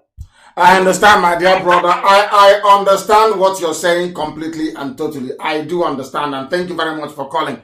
There was a sister of ours on my Facebook page, actually, Ngozi Obi. She made a comment. She said that Mbaka is also a prophet. He predicted that things will be good with the coming of Buhari. Hey, God. People are me. Mbaka is also a prophet. These people from UK, they are everywhere this evening. The caller on the phone, can you hear me? The caller on the phone, can you hear me? I wish they can. The caller on the phone, can you hear me? No. The caller on the phone, can you hear me? Please, your name and where you're calling from. My name is Onyeka Chinwakweze. I am calling from Toronto, Canada. Thank you. Please go ahead. Mazi, my able leader, I will start today by saying a word of prayer first for you. And my prayer is for you is, when you move from one nation to the other, God will suffer no man to harm you. Yes, sir. Every door that you knock that will be productive in the coming of Biafra will open wide for you. Yes, sir. Now, I want to say just two things for the sake of time. Number one is that I want to appreciate the fact that you took today's program to the Sumamborum, the highest, the peak, by allowing somebody who is not even a Biafran to talk, especially somebody who goes by the name Prophetess. It goes a long way to demonstrate the fact that we in IPOB are very democratic in nature and we welcome opinions, especially when they are very constructive. Of course. Mazi, for the woman who said, the prophetess, I may say, that made her own submission, for me, I welcome everybody's opinion. But sometimes we also tend to look at what people their opinion means to what we are doing. You know, her own, whatever God showed her, whatever she saw, whatever she heard is an aberration to what we are doing. And personally, I don't welcome it.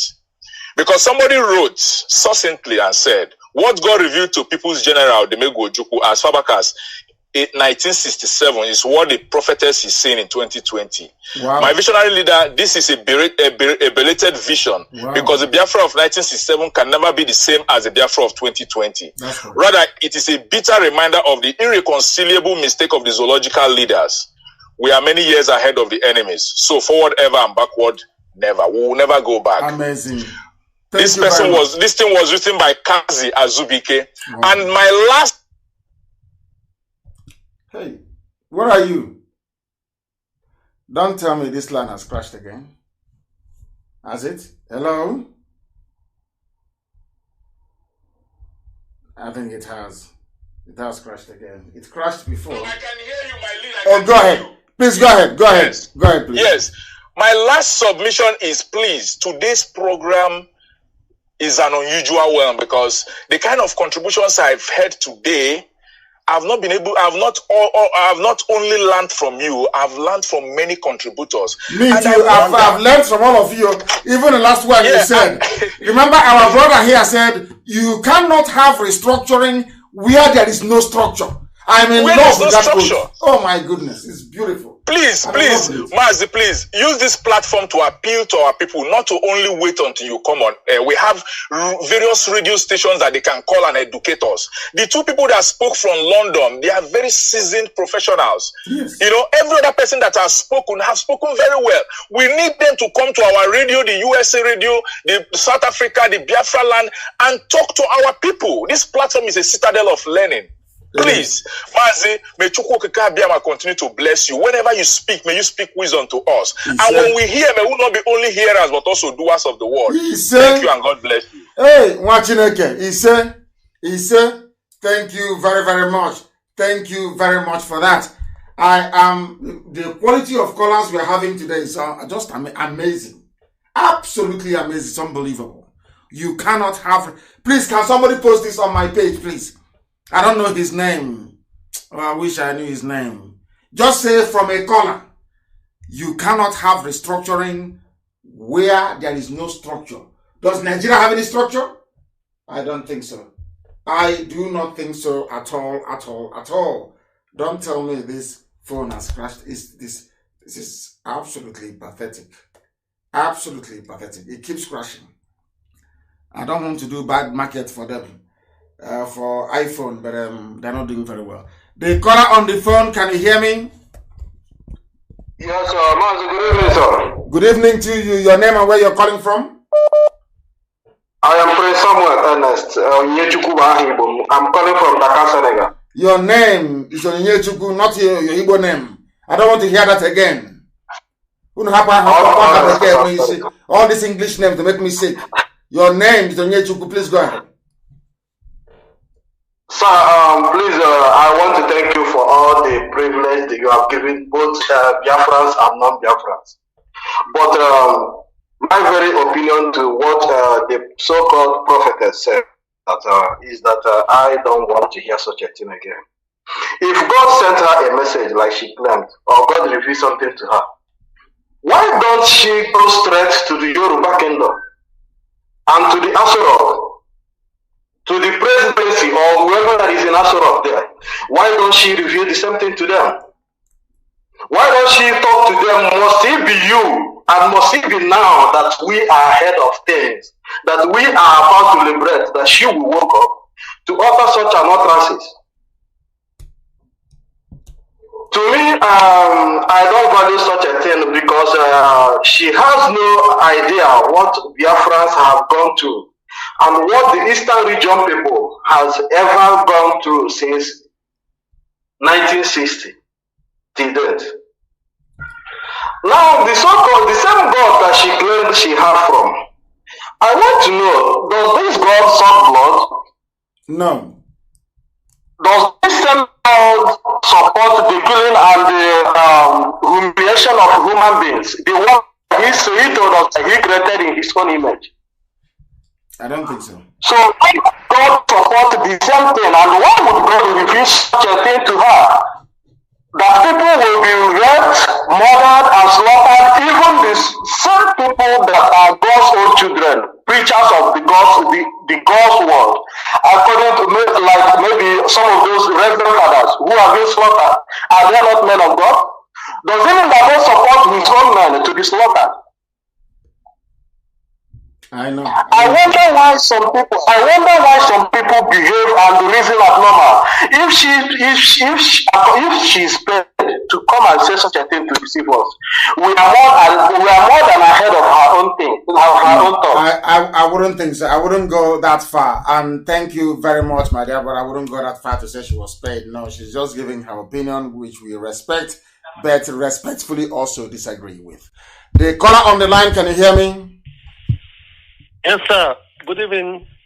Good evening to you. Your name, please, and where you're calling from, if you may.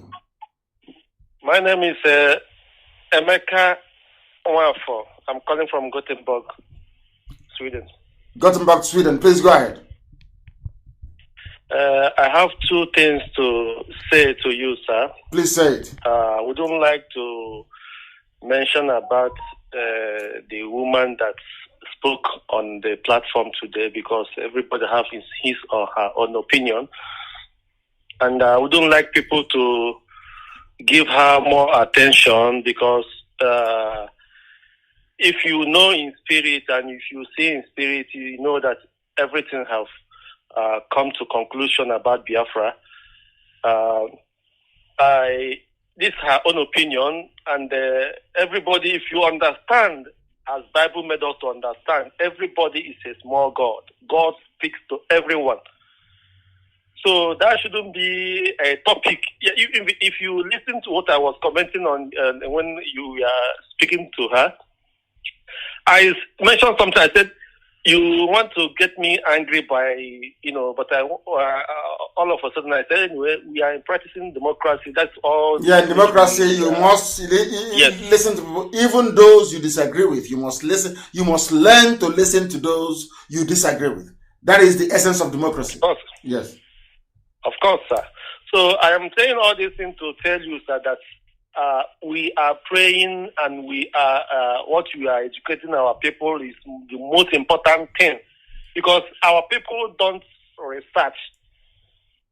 They believe on what people do, but they don't research, because every time you come on air and you say something, I go to my table, I research and say, yes, what you are saying is right. So, and I speak to my people. Don't ever believe anything that someone is telling you. Try to do your own research and come out with facts and figures. That is whom we are. So, as you are educating us and giving us all these facts, it's awakening the spirit of Biafrans. Those that don't want to know are now going into researching. So I am praying for you that God should give you more strength to carry on this struggle, because I know that you have a lot to do. Because when you liberate us, you liberate the soul of the Biafran. Not just that we got the freedom, no. But when you liberate our soul by reasoning like a Biafran, you have done a great job. So please, sir, continue doing what you are doing. God will be with you, sir. He said, thank you very much for that. Thank you very, very much. Let us see, maybe take one or two more calls and we call it a day. The caller on the line, can you hear me? No, he is not paying attention. Not paying attention. Can you hear me? The caller on the phone, can you hear me? Yes, I can hear you. Yes, please. Go ahead, your name and where you're calling from. It's Choka calling from Sweden. From Sweden, please go ahead. Yes. And Director, what I want to chip in, because every time people are talking about we should not discuss religion, like what the Prophetess said. When she was saying it, I was so angry, I will tell you the truth. I was like, these people, I have never seen anybody that came to, because all the people that have been prophesied, can I say, or giving a vision or dream they had concerning Biafra have never said such a thing. According to what you answered her, you told her that the mouth of people is mouth of God. And so many people have prophesied for Biafra and freedom of Biafra. She's the only one that, even from that Yoruba part, they have many prophets or many pastors or many reverends. They have said such a thing that only what they are seeing is bloodshed and after division, and everybody will be on his or her own. And everybody will have his or her own freedom. She's the only one that I have seen that came out saying that she saw. But what I'm asking myself when she was saying all this is, have this woman ever been in the northern part of Nigeria? Because if this woman has been in the northern part of Nigeria, even before this whole scenario that is happening now, coming down to the east, you will see that our people that are living there, every minute of their life, every day of their life, they are living in fear. When I went there, for 1 year I sat there, I was like asking myself, why are you people comfortable where you are living in fear? Now, that same fear that they are living in the north is the one that they have pushed down and moved down to the south. And even when you from here went down home, you will be living in fear, even in your house. You'll be afraid in the night what will happen. Because it's happening now. Even in my own village where I'm coming from. The last year when I went home, one man they cut his head and they raped one, the same two animal. And these people, all these people that are prophesying about one Nigeria, they don't prophesy and give solution. These people always came out to prophesy. That is what I have seen about them. They always see the problem, no solution. But I know one thing in the Bible. Even Jeremiah, even Isaiah, they prophesy doom that this is what is coming to the people of Israelites. That if they don't repent, that is the solution. Repent and seek the face of God, and this will happen, and everything will be normal. But all these prophets that are going about, when we say don't talk about Christianity, don't talk about religion, we will talk about it. The day you talk about Christianity, because you have stopped talking about this for a long time, even before, I think after the detention, when you came out, you never said something about religion. And I need you to emphasize about it, because our people are now using religion to do people. Because as far as I'm concerned, this one is not seeing Chukwu Kadiama. The person that talks to him is not Chukwu Kadiama. It's another God. We don't know the God, because any God can talk to you and you will come out and tell us. So many people have prophesied out of 90%, and 10% was out of 100%. And 10% was telling us that God told them that there will be not one Nigeria. Then who are we going to follow? Well, this is all the 90% that told us the truth. Because we know that the majority didn't carry the vote. We know that the mouth of God is mouth of man. So for me, we will be talking about religion, telling them that all these prophets of doom coming out from everywhere, saying whatever they want. We know that what we always save us in that country is freedom, and nothing but freedom for every nation under that country. Thank you. Thank you very much. Once again, I have learned something else from you, my dear sister. All our callers this evening are just superb. What she said is very simple. So if our dear prophetess is telling us from New York, is telling us that she saw a vision where God said, don't divide Nigeria. How about all the other multitude of prophets that have been saying to us that God said Nigeria has already been divided? So who do we follow? Who do we follow? Let us take this very call. The caller on the phone, can you hear me?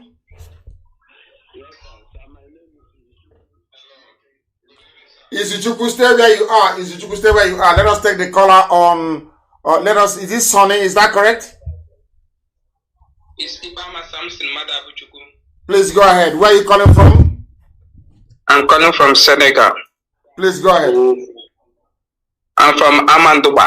Amandoba, beautiful name, beautiful place, wonderful people. Go ahead, please.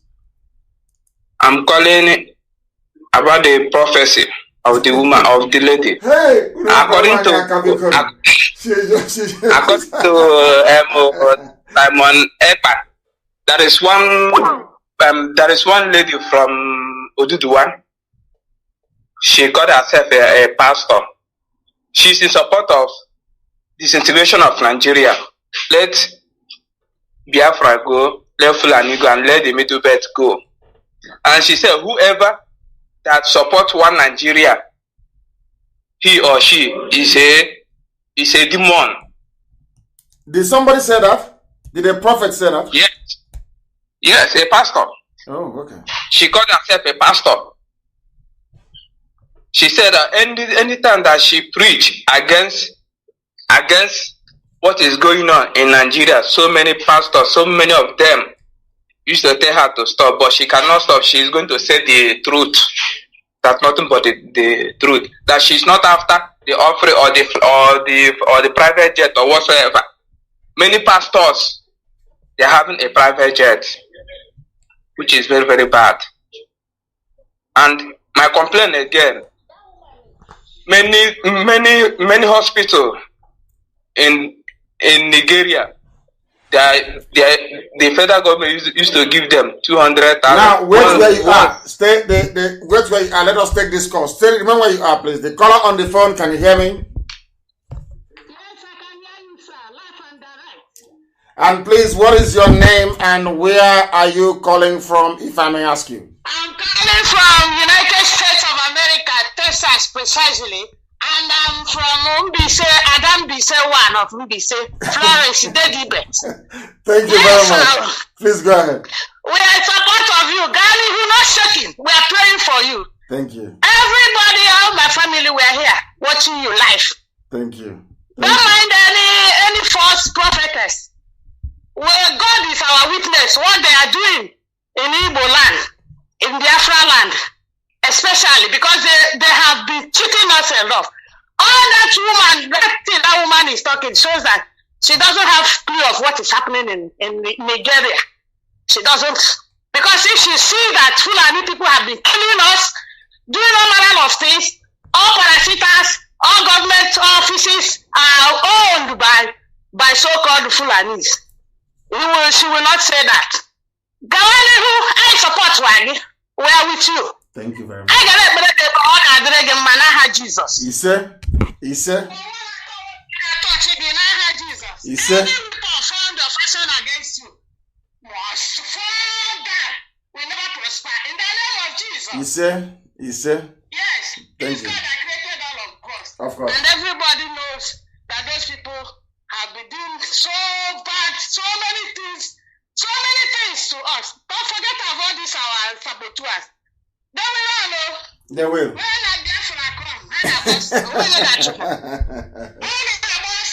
Of course they will. Thank you. Thank you, my dear sister.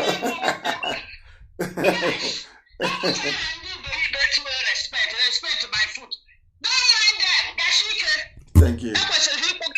Support what their own hand is usual. Ego na-enweshi n'ọdụ. Anya gbabuchichakwa ha. He said, thank you, my dear sister. Oh my goodness. Hey! Oh my goodness, these people are too hot. Even those in America, those in everywhere in the UK, everywhere so hot. In Australia, that's who we are. Formidable and unstoppable. We have respect for divergent views, but we are set on accomplishing this very mission that Chukwuka Abiyama said this very generation must accomplish. And that is why we are unstoppable. Unstoppable. Our march is relentless. And freedom is the ultimate goal. It doesn't matter what the devil does. It doesn't matter what darkness does. It doesn't matter what gossipers do. In fact, I welcome it and I love it. When I go into social media and I see IPOB everywhere, hey! I'm so happy. Because every publicity is good publicity. Very, very important. And that is why we have preached this very gospel this evening. To remind everybody that the zoo is unsalvageable because, as our brother said, you cannot have restructuring when there is no structure. Another one said, what Ojukwu saw 53 years ago, a vision Ojukwu saw 53 years ago, people are not just seeing it now. That restructuring that Ojukwu did not bring that Aburi that Gowon failed to implement, that same restructuring that confab after confab never delivered. Is it now that the Janjaweeds are in power with no president? And by the way, has anyone seen Oshibajo yet? Has anyone seen him?